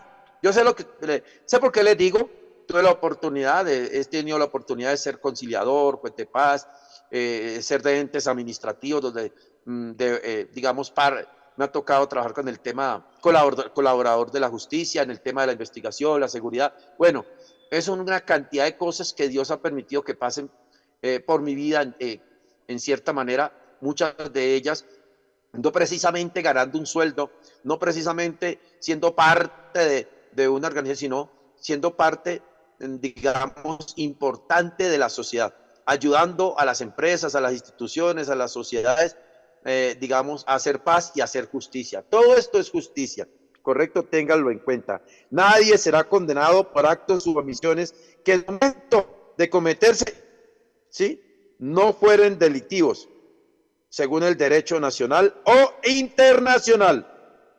Tampoco se impondrá pena más grave que la aplicada en el momento de la omisión del delito. O sea, la vez no debe ser retroactiva. ¿No? Entonces, este artículo de la Declaración Universal, ¿sí?, en un juicio todas las personas somos inocentes hasta que los jueces, ¿sí?, decidan, encuentren si hicimos algo, pero todo esto sujeto a investigación. Las acusaciones no deben ser objetivas, subjetivas, sino, o sea, es que yo creo, es que yo pienso, es que sospecho. A mí me llamaban, mire, es que tal fulano hace esto y esto. Entonces yo le preguntaba a la persona, ¿está seguro? ¿Por qué dice eso? ¿Está seguro? ¿Usted lo vio? ¿Usted lo oyó? ¿Usted? No. Es que yo tengo discernimiento y yo siento, yo sospecho. Por sospecha yo no puedo hacer nada, qué pena. Las autoridades juzgan científicamente, el método científico. ¿Sabe qué usa la ley? Los jueces, los fiscales, la ley usa el método científico.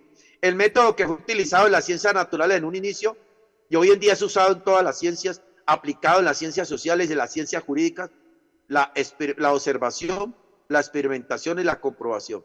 Objetivo, que sea algo real. Eso no es porque sospecho, porque creo, porque me parece. Cuando alguien acuse y lo oiga que diga, es que me parece, es que creo, es que no estoy seguro, es que no sostengo, es que no me quiero meter en problemas. Es obvio que hacer acusaciones, digamos, anónimas, depende de la fuente, se podrían atender si la persona al menos da la cara a las autoridades que él quiere que lo oigan. Pero si es algo que nadie da la cara, que ni siquiera dice el nombre, que ni siquiera esto, eso no se va a atender. Por ejemplo, hay una línea en bienestar familiar, ya me olvidó el nombre de esa línea, hay una línea que usted llama gratis, y usted sabe el caso de un niño que está siendo abusado, que está siendo maltratado, abandonado. Usted llama a esa línea y dice, usted tiene que tenerlo todo, tiene que tener listo su nombre, todo, tiene que tener listo el nombre de la persona que está siendo agredida, el nombre de los agresores, la dirección, todo, tiene que tener todo, porque le van a preguntar. Pero usted llama allí y dice, vea, yo soy fulano de tal, y eso guardan su número, pero yo no me quiero meter en problemas, quiero que protejan mi integridad, quiero ser la denuncia anónima. O sea, la denuncia anónima no es la que mandan por un celular y no saben ni quién fue, mandan un mensaje, no. La denuncia anónima es que la persona da la clara a las autoridades y pide a las autoridades que le guarden su nombre, que no quiere meter en problemas. Entonces usted dice, soy fulano de tal, y en tal dirección pasa esto, tal persona, cuenta todo. Ellos le van a guardar esa identidad. Esa es, ¿correcto? Yo no me acuerdo esa línea. Ahorita, si me acuerdo, se las digo. La línea número 142. Cuando ustedes quieran hablar algo que encuentren, bueno, hay temas de maltrato infantil o violencia intrafamiliares, etc. Bueno, hay dos cosas. Creo que cuando la violencia intrafamiliar o violencia familiar, pues claro, a mí me parece que la palabra redundancia, intra, pues claro, familiar, creo que es como redundante, violencia familiar, creo que cuando el caso es con alguien de la misma familia, eso es ante comisaría, cuando es alguien fuera de la familia, es ante bienestar, ¿correcto? Para que lo tengan en cuenta. Bueno, entonces tú puedes llamar a ese número y pedir que te guarden pero tienes que tener toda la información. Eso es, pero hay que tener cuidado. Pero de igual manera, como ya se lo he dicho, estos procesos se deben manejar, ¿sí? Los jueces no pueden condenarnos por algo que no hicimos, aplicarnos una condena mayor de la que dice la ley, condenarnos por algo que no es la ley, nada de eso. Tiene que estar escrito. Si es una fundación y van a sancionar a alguien, tiene que estar escrito en el manual de convivencia de esa fundación. Si en un colegio van a sancionar a un muchacho, a ver, muéstrame. Por eso es bueno que los padres de familia conozcan el manual de convivencia del colegio y los estudiantes. Lo conozcan.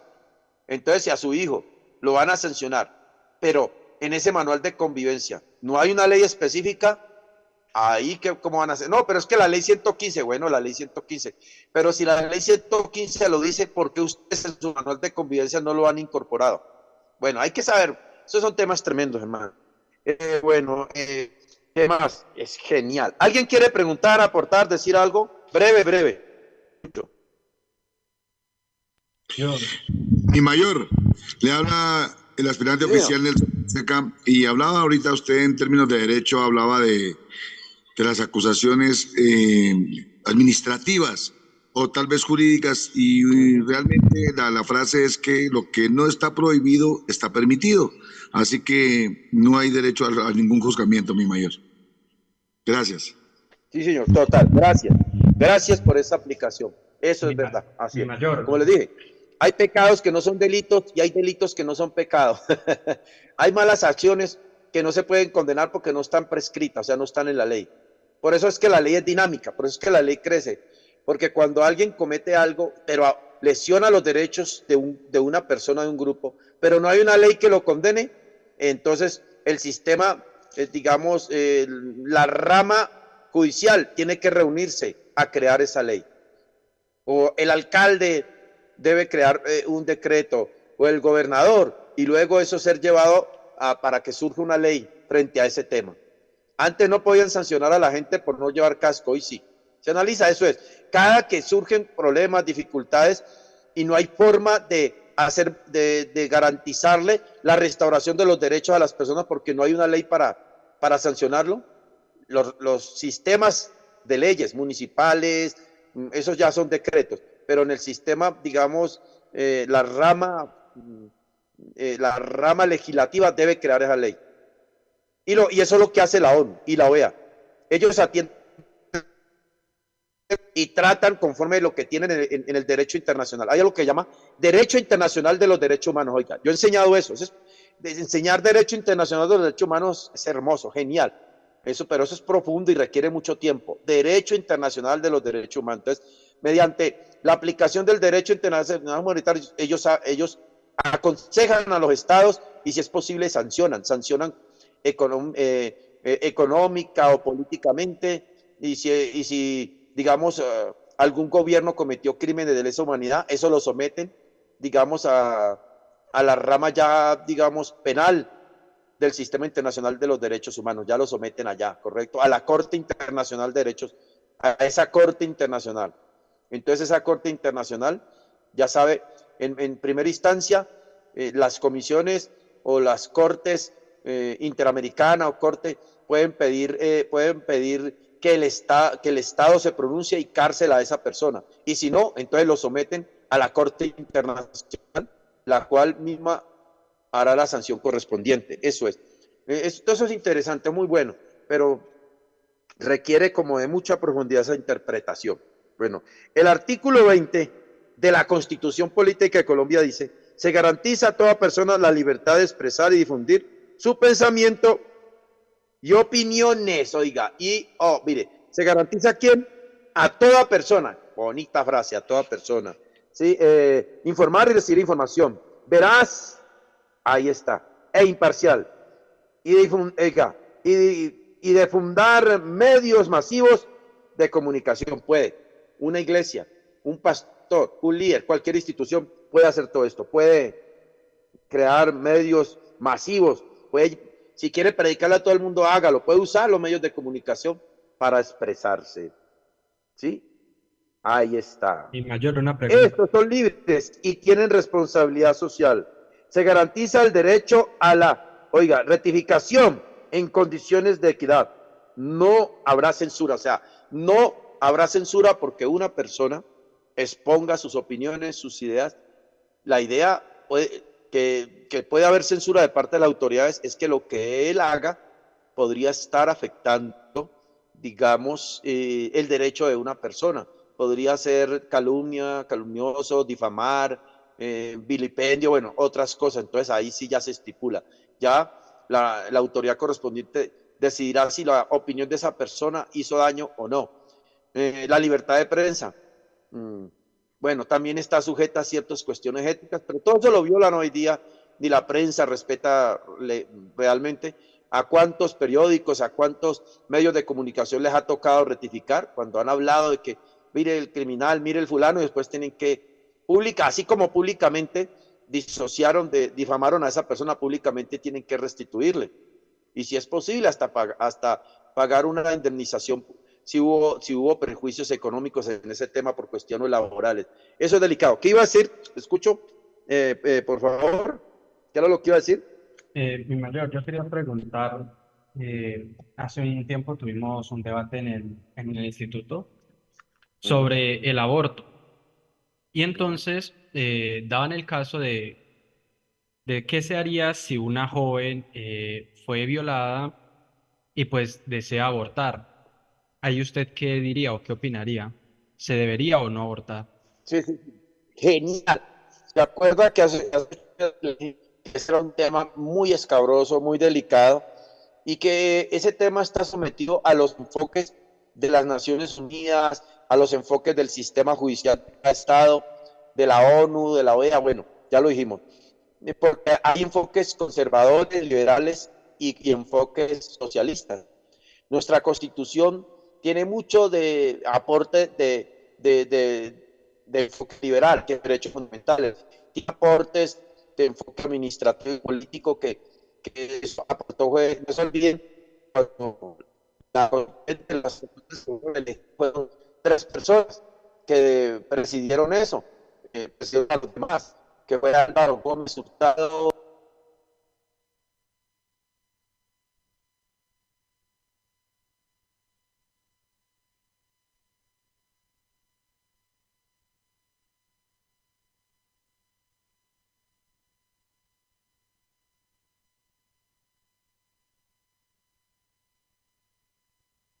Se le fue el audio, mi mayor.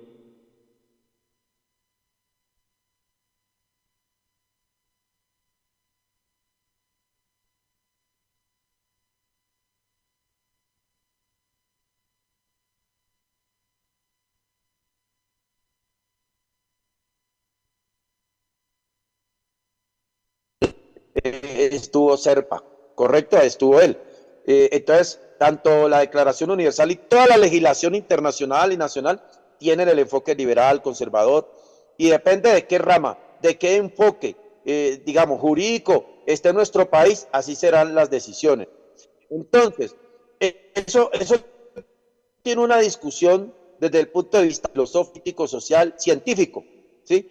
Entonces, el enfoque conservador, que Estados Unidos es muy conservador, dice que la persona desde el momento de que es engendrada ya es una vida. Y eso está en la Convención Americana. La Convención Americana dice que desde el mismo momento de la concepción es un ser humano, desde el mismo momento es un ser humano. Entonces, el enfoque conservador dice que desde el momento que lo engendran ya es un ser humano en potencia. Aunque es una proteína, que es un tal, no ha formado, ya es una vida. Ahí está, dice que ahí está latente todo el potencial. Es un ser humano en la medida que todos lo fuimos, todos pasamos por ese proceso, ¿sí? Eso dice la corriente conservadora. Mire que aquí en Colombia, mientras que en el 2022 se aprobó el aborto hasta los 6 meses, en Estados Unidos fue prohibido en todas las maneras, porque Estados Unidos es parte de la ONU, pero la mayoría de tratados no lo firma, ni el de la OEA. Mayoría de tratados de la OEA o de la ONU él no los firma, Estados Unidos no los firma. Por eso es que poco lo pueden cuestionar. A Estados Unidos solo lo pueden presionar con la Declaración Americana de los Derechos del Hombre. Solo con esa, porque ellos sí están vinculados a ella. Solo esa. Si a Estados Unidos lo quieren digamos, lo quieren no hacer acusar o lo quieren cuestionar en algo, tienen que irse por ahí, porque como él no algunos tratados no ha firmado, bueno, pero mire cómo son ellos. Entonces, el enfoque conservador dice que desde el momento, el enfoque liberal dice que mientras no se haya formado el cerebro, no es un ser humano. A partir de que ya se forme el cerebro, sí es un ser humano. Y la decisión que se tomó aquí en Colombia fue tomada por 9 purpurados de enfoque neoliberalista, humanista. El neoliberalismo fue un enfoque humanista, un enfoque antropocéntrico, más centrado en el hombre que en Dios, que lo divino, ¿correcto? Y el enfoque socialista dice que es humano a partir de que nace. Mientras no haya nacido, no es humano. Es humano en el momento que nace. Entonces, en eso, basados en lo científico, en lo filosófico, político y todo eso, toman sus decisiones. Son decisiones muy humanistas, que sensibilizan la necesidad humana. Esa mujer fue violada y tal vez ella va a aborrecer ese niño va a sufrir, ese niño se va a sentir en los impactos psicológicos que produciría si ese niño llega a la vida. Pero piensan los que tienen un enfoque liberal o socialista, ¿correcto? Lo piensan de esa manera. El enfoque conservador en ninguna de las maneras lo acepta. Entonces van a decir, no. Va a venir una criatura a sufrir, va a venir una criatura a ser despreciada, va a venir una criatura, se va a enterar, la mamá, un embarazo no deseado. Entonces, ella tiene la última decisión, la toma ella. El Estado no le va a decir hágalo. Ella toma la decisión y esa decisión se la respetan. O sea, el Estado no le va a decir ni sí ni no, solo le van a leer el derecho y ella toma la decisión. Eso es.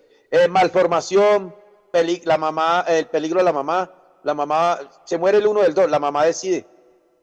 O si la mamá no puede decidir, entonces otra persona acudiente decide a cuál de los dos quiere salvar. Y si no hay quien la salve, el médico, mediante la bioética, mediante los principios, él decide a quién salva. Y según la jurisprudencia, las leyes y todo eso, el tema de la Organización Mundial de la Salud, toda esa cantidad de leyes a nivel internacional, o sea, mundial y nacional, el doctor tiene que tomar su decisión. Y sabe que tiene que salvar es a la persona que lucha por su vida y que sabe que está luchando. La otra criatura, como es inocente y es un angelito, bueno, ellos no lo ven como angelito. Eso es. No sé si fui claro. ¿Sí fui claro o me explico? Sí, mi mayor. Mi mayor. Bueno, gracias. Comprendido, mi mayor. Bueno, gracias. ¿A quién iba a decir? ¿Escucho? Mayor. Creo que ya lo podemos dejar ahí por hoy. No se olviden qué artículo quedamos para que sigamos. En el 11. En el artículo 11. Si mi general pregunta, mi general, lo que pasa es que los estamos estudiando El como 20. para entenderlo. ¿Digo? ¿Escucho? mi Sí, mayor, señor. para facilitarle le iba a decir una cosa. Pero mire que Se le aquí, oye muy bajito. ¿Puede aumentarle el volumen? señor, ahí sí me escucha. Sí, sí, ya. Escucho. Mi mayor, mire que aquí en Colombia cada año hay más de 500 casos de violación a los derechos humanos. ¿Por qué? Porque en Colombia el delincuente es el que sabe y el que lee más el artículo, los deberes y los derechos que se debe tener para ellos delinquir. Y entonces el gobierno, las agencias gubernamentales del país, o sea, la fiscalía, a veces hay muchas cosas para que ellos la hagan por falta de que a veces los abogados, en vez de dejar que a un delincuente lo juzgan, se dejan llevar por el dinero. Entonces, ¿qué hizo la FARC? La FARC causaron casi la mayoría de todos los daños que se ha hecho en una nación y ellos no pagaron cárcel. Entonces, ¿qué hacen? Que los grupos delincuentes y el delincuente siga delinquiendo. Y entonces, por ejemplo, cuando somos de la iglesia, que andamos salvando almas, que andamos haciendo cosas buenas, porque cada alma que usted saque fuera de combate, esa va a ser una alma para Dios y esa alma va a alumbrar a otro. Pero a veces la misma justicia y los mismos derechos humanos defienden más al delincuente que a nosotros mismos. Por ejemplo, cuando una persona está enferma, cuando una persona está grave, no necesita o tiene una enfermedad terminal, no le hacen esos, o sea, no cumplen esos lineamientos, esos derechos, esos artículos. Entonces, uno tiene que hacer un poco de vuelta y no le paran bolas. Entonces, Colombia es uno de los países más violadores de los derechos humanos en todas las agencias, en lo militar, en lo eclesiástico, en los hospitales, la salud, el mismo Congreso que sacan esas leyes solamente para ellos defenderse, pero menos para el campesino, menos para nosotros que somos una población no diferente, pero que sí tenemos nuestra doctrina de nuestro Señor Jesucristo nos ha dado. Entonces ahí me parece que pues a veces sí es aplicable porque nosotros tenemos deberes, pero se viola muchos conceptos de que de pronto nosotros tenemos derecho. Totalmente de acuerdo. Para vergüenza, soy patriota, amo a Colombia, respeto mis autoridades. No quiero, pero para vergüenza, lo que usted dice es verdad, eso está escrito en la historia. Colombia ha sido sancionada, ha tenido una cantidad de sanciones, sobrepasa, mijo.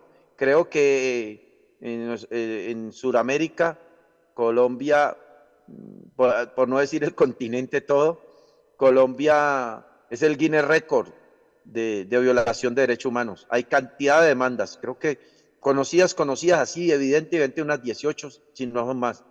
Eh, Tanto en la ONU como en la OEA, Colombia es considerada como uno de los estados o uno de los países más violadores de los derechos humanos. Es total. Lo violan los individuos, los grupos, etcétera. En cuanto al tema de las FARC, se lo voy a decir. Mire, hay un derecho que se llama derecho internacional humanitario, que es el derecho en la guerra. Algunos le llaman derecho a la guerra, pero yo no le llamo a la guerra, porque lo que busca tanto los derechos humanos como el derecho internacional humanitario es que no hayan guerra. Pero si las hay, al menos humanizarlas mediante la sensibilización de comprender y respetar la dignidad humana, ¿sí? Y sí, a partir de la creación de la ONU no ha vuelto a haber no ha vuelto a haber una guerra mundial tan atroz, porque si la hubiera, pues podría ser desastroso para el planeta. Ha habido violaciones, ha habido cosas, pero se han controlado. Algunos dictadores han sido castigados, como Pinochet, Fujimori, han sido castigados, porque la ONU, la OEA han pedido ese castigo. Pero Colombia sí. Hay un problema, que cuando un miembro del Estado viola un derecho, es el Estado el que lo hace. Cuando un grupo beligerante viola un derecho, es el Estado el que lo comete. Cuando es delincuencia común, no. Delincuencia común, el Estado no responde por la delincuencia común, ya en cuanto a derechos humanos, en cuanto a que la rama judicial debe castigar a esa persona porque violó un derecho. Pero el Estado vigila más que todo de que no se violen los derechos desde ellos mismos y desde los grupos beligerantes. Por eso deben crear todos los mecanismos necesarios para que estos derechos no se violen, para que lo tengamos en cuenta. Entonces, el derecho internacional humanitario que fue creado digamos, por la Cruz Roja, o en el mismo momento fue creado por un suizo, Henry Dunant, después de una guerra, la guerra del Solferino. Él hizo un libro que se llama Las Memorias Solferino y lo publicó. Convenció a 4 banqueros que lo acompañaran a crear esa institución, la Cruz Roja. La Cruz Roja es mundial, sino que en algunos países es el León Rojo, en otros países es la Medialuna Roja, por el tema de la cruz. En otros países creo que, bueno, pero ahorita han creado un signo que es universal para no herir susceptibilidades, que es el cristal rojo. El derecho internacional humanitario reza que los grupos en conflicto, el gobierno y los grupos beligerantes, porque los grupos beligerantes son considerados en cierta manera legales, no legales jurídicamente, pero sí legales dentro de la cultura de los pueblos, porque los derechos humanos no son conquistados por la humanidad, sino que nacen con la humanidad, pero la efectividad de ellos, el hacerlos efectivos, han tenido que ser conquistados por la humanidad mediante revoluciones, mediante guerras, mediante revuelcas como la Revolución Francesa, como la liberación de Estados Unidos del sistema inglés. Bueno, entonces han tenido, para poderlos conquistar, hacerlos efectivos, ha tenido que, mediante, digamos, las revoluciones de los pueblos. Entonces, mire, yo le digo, los grupos beligerantes, digamos, constitucionalmente, culturalmente son legales, ¿sí? Pero ellos deben actuar bajo unas leyes, bajo unas normas, según el derecho internacional humanitario. El derecho internacional humanitario fue creado para los conflictos entre estados. Posteriormente ya fue aplicado a los conflictos internos, como aquí en Colombia. Los grupos en guerras deben respetar a las personas que ya no tienen que ver con la guerra. ¿Quiénes son? El soldado herido no debe ser rematado. El soldado rendido, si es tomado como prisionero de guerra, debe ser tratado con dignidad. Agua, libros, alimento, comunicación con su familia, y terminado el conflicto, entregado ileso. Bien. ¿Quién más? Los niños, los civiles. ¿Quién más? Los grupos de socorro. Por ejemplo, nosotros los capellanes, en caso de una guerra, estaríamos apoyando a la defensa civil, a la Cruz Roja Internacional. Ojo, que la guerra en Ucrania y Rusia, quiero decirles que el único país que en este momento es socio de la OTAN, conocido, creo que hay otros, pero el primero y el más reconocido que es socio de la OTAN es Colombia. Colombia es socio de la OTAN, o sea, la OTAN es el sistema europeo que vigila también por, digamos, el respeto entre estados. El artículo 5 del Tratado de la OTAN dice que cuando uno de los miembros de ellos es afectado por otro, los demás deben intervenir. Pero eso no se cumplió en el tema de la guerra entre Rusia y Ucrania. ¿Sabe por qué? Porque dijeron, si intervenimos, se forma una tercera guerra mundial. Entonces, aunque ese artículo existe, ellos prefirieron más bien tratarlo por las vías diplomáticas. Porque las vías bélicas, desastroso para el planeta. Entonces, lo que buscan. Fue creado por Henry Dunant, sí, creo que en mediados de 1600, algo así. La Cruz Roja, Derecho Internacional Humanitario. ¿Qué más no debe ser? Patrimonio cultural, los colegios, los museos, nada de eso debe ser agredido, eso son normas. Los barcos, sistemas de transporte que llevan alimentos, medicinas, ¿quiénes más? Los naufragios no deben ser atacados. Por ejemplo, si estamos en una loma al lado arriba de una represa, los enemigos están abajo, destruir a la represa con el objeto de ahogar a los otros, no usar armas convencionales como lo que le llamaron minas quebrapatas o minas antipersonas, gases asfixiantes, o sea, armas torturantes, nada de eso. Entonces, en el derecho internacional humanitario, la guerra se empieza por unos motivos. Cuando se empiezan, se someten a esas normas, y para terminar también hay unas normas. Entonces, ¿qué sucede? En unos gobiernos anteriores, especialmente en el gobierno, en el gobierno del señor Uribe, él dijo que los grupos beligerantes eran terroristas, y Estados Unidos lo aprobó. ¿Por qué dijo que eran terroristas? Ellos no son beligerantes, son terroristas, son bandidos, son bandoleros. ¿Por qué lo dijo él? Porque ellos violaban el derecho internacional humanitario. Además que violan los derechos humanos, violan el derecho internacional humanitario. Destruyen oleoductos, violan los derechos humanos porque contaminan, hacen daño al medio ambiente. Violan los derechos humanos porque matan. Violan el derecho internacional humanitario porque siembran minas antipersonas. Hay cantidad de civiles, niños mutilados, sin piernitas, sin bracitos. ¿Sabe qué hacen con esas minas quebrapatas? Le siembran puntillas, vidrio, y le echan estiércol humano. Y ese estiércol humano es el que produce la gangrena que destruye, infecta. Entonces, el señor Uribe dijo, son bandidos, son terroristas, porque violan el derecho. Ellos no son dignos de ser tratados beligerantes, no son dignos, no tienen esa dignidad, porque secuestran, pero ellos no secuestran. Ellos no tienen prisioneros de guerra, sino secuestrados. Los meten en cocheras, no les dan comida, los maltratan, los encadenan, los fusilan. Entonces, para él, ellos eran bandidos porque violaban los derechos humanos y porque violaban el derecho internacional humanitario. Tengan en cuenta que estos grupos beligerantes, ellos luchan por unos derechos, pero ellos luchan son por los derechos de segunda generación. La lucha de ellos son por derechos económicos, sociales y culturales. Ellos dicen, y yo estoy de acuerdo, en eso estoy de acuerdo, que si no hay trabajo digno, si no hay educación digna, si no hay salud, ¿qué se gana que los derechos de primera generación diga derecho a la salud, derecho a la vida, derecho al trabajo? Si no hay trabajo digno, si no hay salud digna, si no hay educación. Entonces, ellos velan porque haya salud digna, trabajo digno, derecho al descanso, derecho a la remuneración, derecho al sindicato, derecho a disentir cuando el Estado hace cosas injustas. Por eso es que ellos luchan, y luchan con las armas, ¿correcto? Esos derechos son de índole socialista, los de primera generación índole liberal, los de económicos, sociales y culturales son de índole socialista, ¿correcto? Esa es la lucha de ellos. Entonces, para el señor Uribe y otros gobiernos anteriores dicen que ellos no merecían ser tratados como grupos alzados en armas o beligerantes. Son bandidos, son esto, porque ellos no detienen, sino que secuestran, tratan, torturan, bueno, violan, digamos, el Tratado de Estocolmo, violan el derecho de la Haya, violan el derecho internacional humanitario, violan los derechos humanos. Él los declaró terroristas. ¿Ya?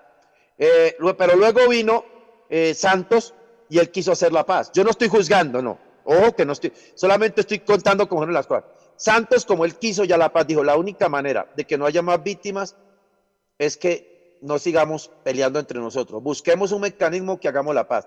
Entonces Santos, por eso fue que ese diálogo duró muchos años y se necesitó que Santos estuviera otro periodo para lograrlo. Porque se luchó para que la comunidad internacional viera a los grupos beligerantes o a las guerrillas, las vieran como grupos beligerantes. Y entonces ser aceptados jurídicamente como tal. Entonces Santos logró que estos grupos, social y jurídicamente que estos grupos fueran vistos no como terroristas, sino como grupos beligerantes. ¿Sabe por qué? Porque el Estado no puede negociar con terroristas. El Estado no puede hacer la paz, no puede perdonarle las fallas a los terroristas, pero sí puede hacer un negocio con los grupos beligerantes. Ese mecanismo está dentro del derecho internacional de los derechos y bueno, eso es un principio de justicia. La justicia no solo es castigar, bajar cabezas, justicia también es negociar, justicia también es buscar la reconciliación, el perdón, bueno, y eso es bíblico. En Isaías 1 dice, vení, Isaías 1:18, vení, luego dice Jehová y estemos a cuenta. Si vuestros pecados fueren como la grana, serán blancos como la nieve, si fueren rojos como el carmesí, serán emblanquecidos como la blanca lana. Si quisieres y oyeres, comeréis el bien de la tierra, mas si no quisieres, seréis consumido a espada. O sea, justicia, el primer principio de la justicia es la reconciliación, el perdón. Es el principio de esa oportunidad de restauración, de restitución. Y el segundo principio es que si no quieren, entonces ya es el juicio. Eso es. O sea, todo eso es hasta teológico, bíblico, está en los sistemas teológicos y está digamos, en el pensamiento de los pueblos. Entonces, Santos logró que estos grupos fuesen aceptados como grupos beligerantes, por eso pudo firmar con ellos la paz y hacer lo que llama la justicia transicional. Eso es, que ya algún día les estaré hablando a qué se refiere eso. No que esos crímenes van a quedar impunes. Existe la Comisión de la Verdad, existe las JEP. Las JEP operan creo que por 15 y pueden operar por 20 años más. Ellos fueron para operar 15 años. Y si quieren y si ven la necesidad, le aumentan 5 años. O sea, que dentro de 15 años, y si es posible, dentro de 20 años la JEP ya no existirá. Entonces, ellos deben contar la verdad, grupos paramilitares, grupos subversivos y el gobierno, porque todos están involucrados. Lo que pasa, lo que usted dice, compañero, es verdad. El gobierno está involucrado, no digo todos, parte por la corrupción, el narcotráfico, el negocio del narcotráfico permeó a los estamentos del gobierno, permeó a la guerrilla, permeó a los paramilitares. Mire, ustedes miran el cartel de Medellín, en un momento negociaron con la guerrilla, pero en determinado momento con los para, o sea, ellos se iban al mejor postor donde tenía mejores armas y mejores posibilidades. Y también permearon al gobierno, crearon jueces corruptos, policías corruptos, otros fueron amenazados. Plata o plomo, o se deja corromper, señor agente, o plomo. O entonces, todo fue mediante el bombazo, la guerra, la tortura. Bueno, eso fue terrible. Entonces, el gobierno, digamos, ese es el tema. El peor enemigo de los derechos humanos son cosas. Primero, la guerra es el peor enemigo de los derechos humanos. Todo el dinero que se gasta en la guerra se debería emplear en trabajo digno, en salud digna. La guerra gasta mucho dinero, pero pues, habiendo que destruyen oleoductos, sabiendo que secuestra, que extorsionan, el gobierno tiene que invertir dinero en la seguridad, sino entonces, ¿qué? El gobierno no puede dejar que hagan tanto. El gobierno tiene que velar por los derechos humanos, y si le toca mediante el diálogo lo hace, y si no le toca mediante las armas. Romanos 13 dice que el que lleva la espada ya sabe para qué la lleva. Entonces, primero mediante el diálogo, la reconciliación. Entonces, Santos logró que ellos fueran aceptados y se firmó la paz, y hay un diálogo con otros, y aunque esa paz definitiva, esa paz perfecta que se pensó no la hubo, ya se miró como algunos siguieron delinquiendo, otros fueron restaurados. Hubo gente, hermano, hay gente que a ellos les convino, niños, mujeres, personas que estaban en la guerra contra su voluntad, o porque fueron doctrinados y esa doctrina los emocionó a tomar un arma y a disparar para defender los intereses, los derechos de la población, según el enfoque de ellos, derechos de segunda generación, ¿correcto? Lo hicieron. Mucha de esa gente hoy en día está trabajando, está restituida. O sea, en parte tuvo efectos positivos, por otra parte, por los que no fueron sinceros, pues ahí estamos en veremos. Eso fue lo que sucedió y eso es lo que pasa. No sé, ¿fui claro? Claro, mayor, claro. Afirmativo, mayor, ponga que sí, afirmativo. Exacto. Por eso ustedes, ya voy a terminar, por eso en el preámbulo de la Declaración Universal de los Derechos Humanos, en uno de los considerando dice que lo que buscan los derechos humanos, yo les leí a ustedes ese preámbulo, ¿sí se acuerdan que lo leí? Voy a mirar, yo lo leí, pero voy a mirar cito nomás, pero no, se los voy a decir porque ya nos tenemos que ir. Mire, uno de los considerando, que son como 7, dice que lo que busca es que los pueblos no tengan que reclamar sus derechos mediante la rebeldía, o sea, no tengan que usar las armas para reclamar los derechos. Eso es lo que se buscaba, digamos, en una de las consideraciones de ese preámbulo. A ver si no, ya, démoslo así porque, considerando, no, démoslo ahí, a ver, sí. O sea, que ojalá los pueblos no tengan que usar de la rebeldía. Por eso en el paro que hubo aquí en Colombia no se le llamó tanto un paro, se le llamó rebeldía, rebelión. ¿Sabe qué es rebelión? Una cosa es un paro es donde la gente va a reclamar sus derechos, puede ser pacíficamente, como dice la Constitución, reunirse y protestar pacíficamente. Pero la rebeldía es otra cosa, la rebeldía se levanta contra lo establecido. O sea, en una rebeldía no les importa qué dice la Constitución ni qué dicen las leyes, sino qué quiere el pueblo. Y la rebeldía puede prevalecer sobre lo que está establecido. Si la rebeldía es hecho por la mayoría o por los más fuertes, entonces la rebeldía prevalecerá sobre la Constitución. La fuerza de un Estado es la Constitución, pero el soberano del Estado es el pueblo. Entonces, la verdadera fuerza de las leyes, la verdadera fuerza del derecho son los pueblos. Aquí manda la Constitución, pero si todo el pueblo o los más fuertes se levantan y dicen, la Constitución nuestra es muy linda, es muy hermosa, es genial, pero no la hacen valer, la interpretan a su manera, discriminan, entonces realmente la Constitución solo servirá para que los pueblos la reclamen con armas o se rebelen contra ella y reclamen de otra manera. Entonces, en el paro que hubo en Colombia hace poco, hubo rebelión. Se rebelaron contra lo que había en la Constitución, no porque la Constitución es mala, sino porque no la hacen valer. ¿Y cómo se rebelaron? Hicieron un paro irregular, un paro que no era lo correcto, no era la manera, pero ellos por eso usaron el término rebeldía. Eso es, ya, he dicho. ¿Alguien quiere decir algo más o nos vamos? Todo está claro, hermano. Exacto, les voy a explicar. Hay muchos sistemas constitucionales. Si una constitución es monárquica, digamos que la Constitución desaparece del Estado, desapareció de los sistemas del papel, no hay, se prendieron todos los sistemas donde no saben cómo se perdieron las leyes, no hay Constitución, nada, se perdió, se quemó. Entonces, ¿cómo va a ser el rey para gobernar si no hay leyes porque desaparecieron? Pues lo cultural de los pueblos es que como es monárquico, el rey será respaldado por los soldados. Si es un sistema, por ejemplo, digamos, como decimos, ¿cómo se llama? Feudal. Se acabaron, es una constitución feudal. Se acabaron las leyes, la constitución feudal desapareció. Esos feudales serán respaldados por sus vasallos, porque culturalmente ya está sembrado en ellos, y así sucesivamente.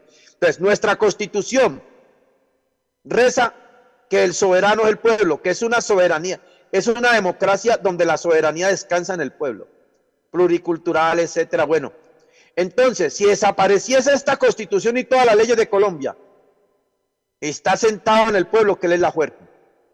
El pueblo en cualquier momento puede exigir que la constitución se haga valer, o si no, más bien que se cambie. El pueblo puede pedir revocatoria, como sube baja, el pueblo es soberano. O lo hace por las buenas, mediante el reclamo de los derechos y la aplicación de ello. O se rebela contra todo lo establecido. Y eso es lo que las Naciones Unidas no quiere que se haga. Sí, pero es lo que a veces tiene que pasar para que los gobiernos despierten. ¿Para qué existe el derecho? ¿Para qué existen los derechos humanos? ¿Para qué existe la Constitución? Para frenar, para limitar el poder de los soberanos. Y eso lo hace el pueblo si conoce la Constitución. Pero si el pueblo no la conoce, entonces los gobernadores la aplicarán a su manera, porque el pueblo ignora. Eso es, he dicho. Bueno, muchachos, muchas gracias, damas, caballeros, hermanos. Yo me les continúo bendiciendo y hasta la próxima. ¿Alguien quiere decir algo ya para irnos?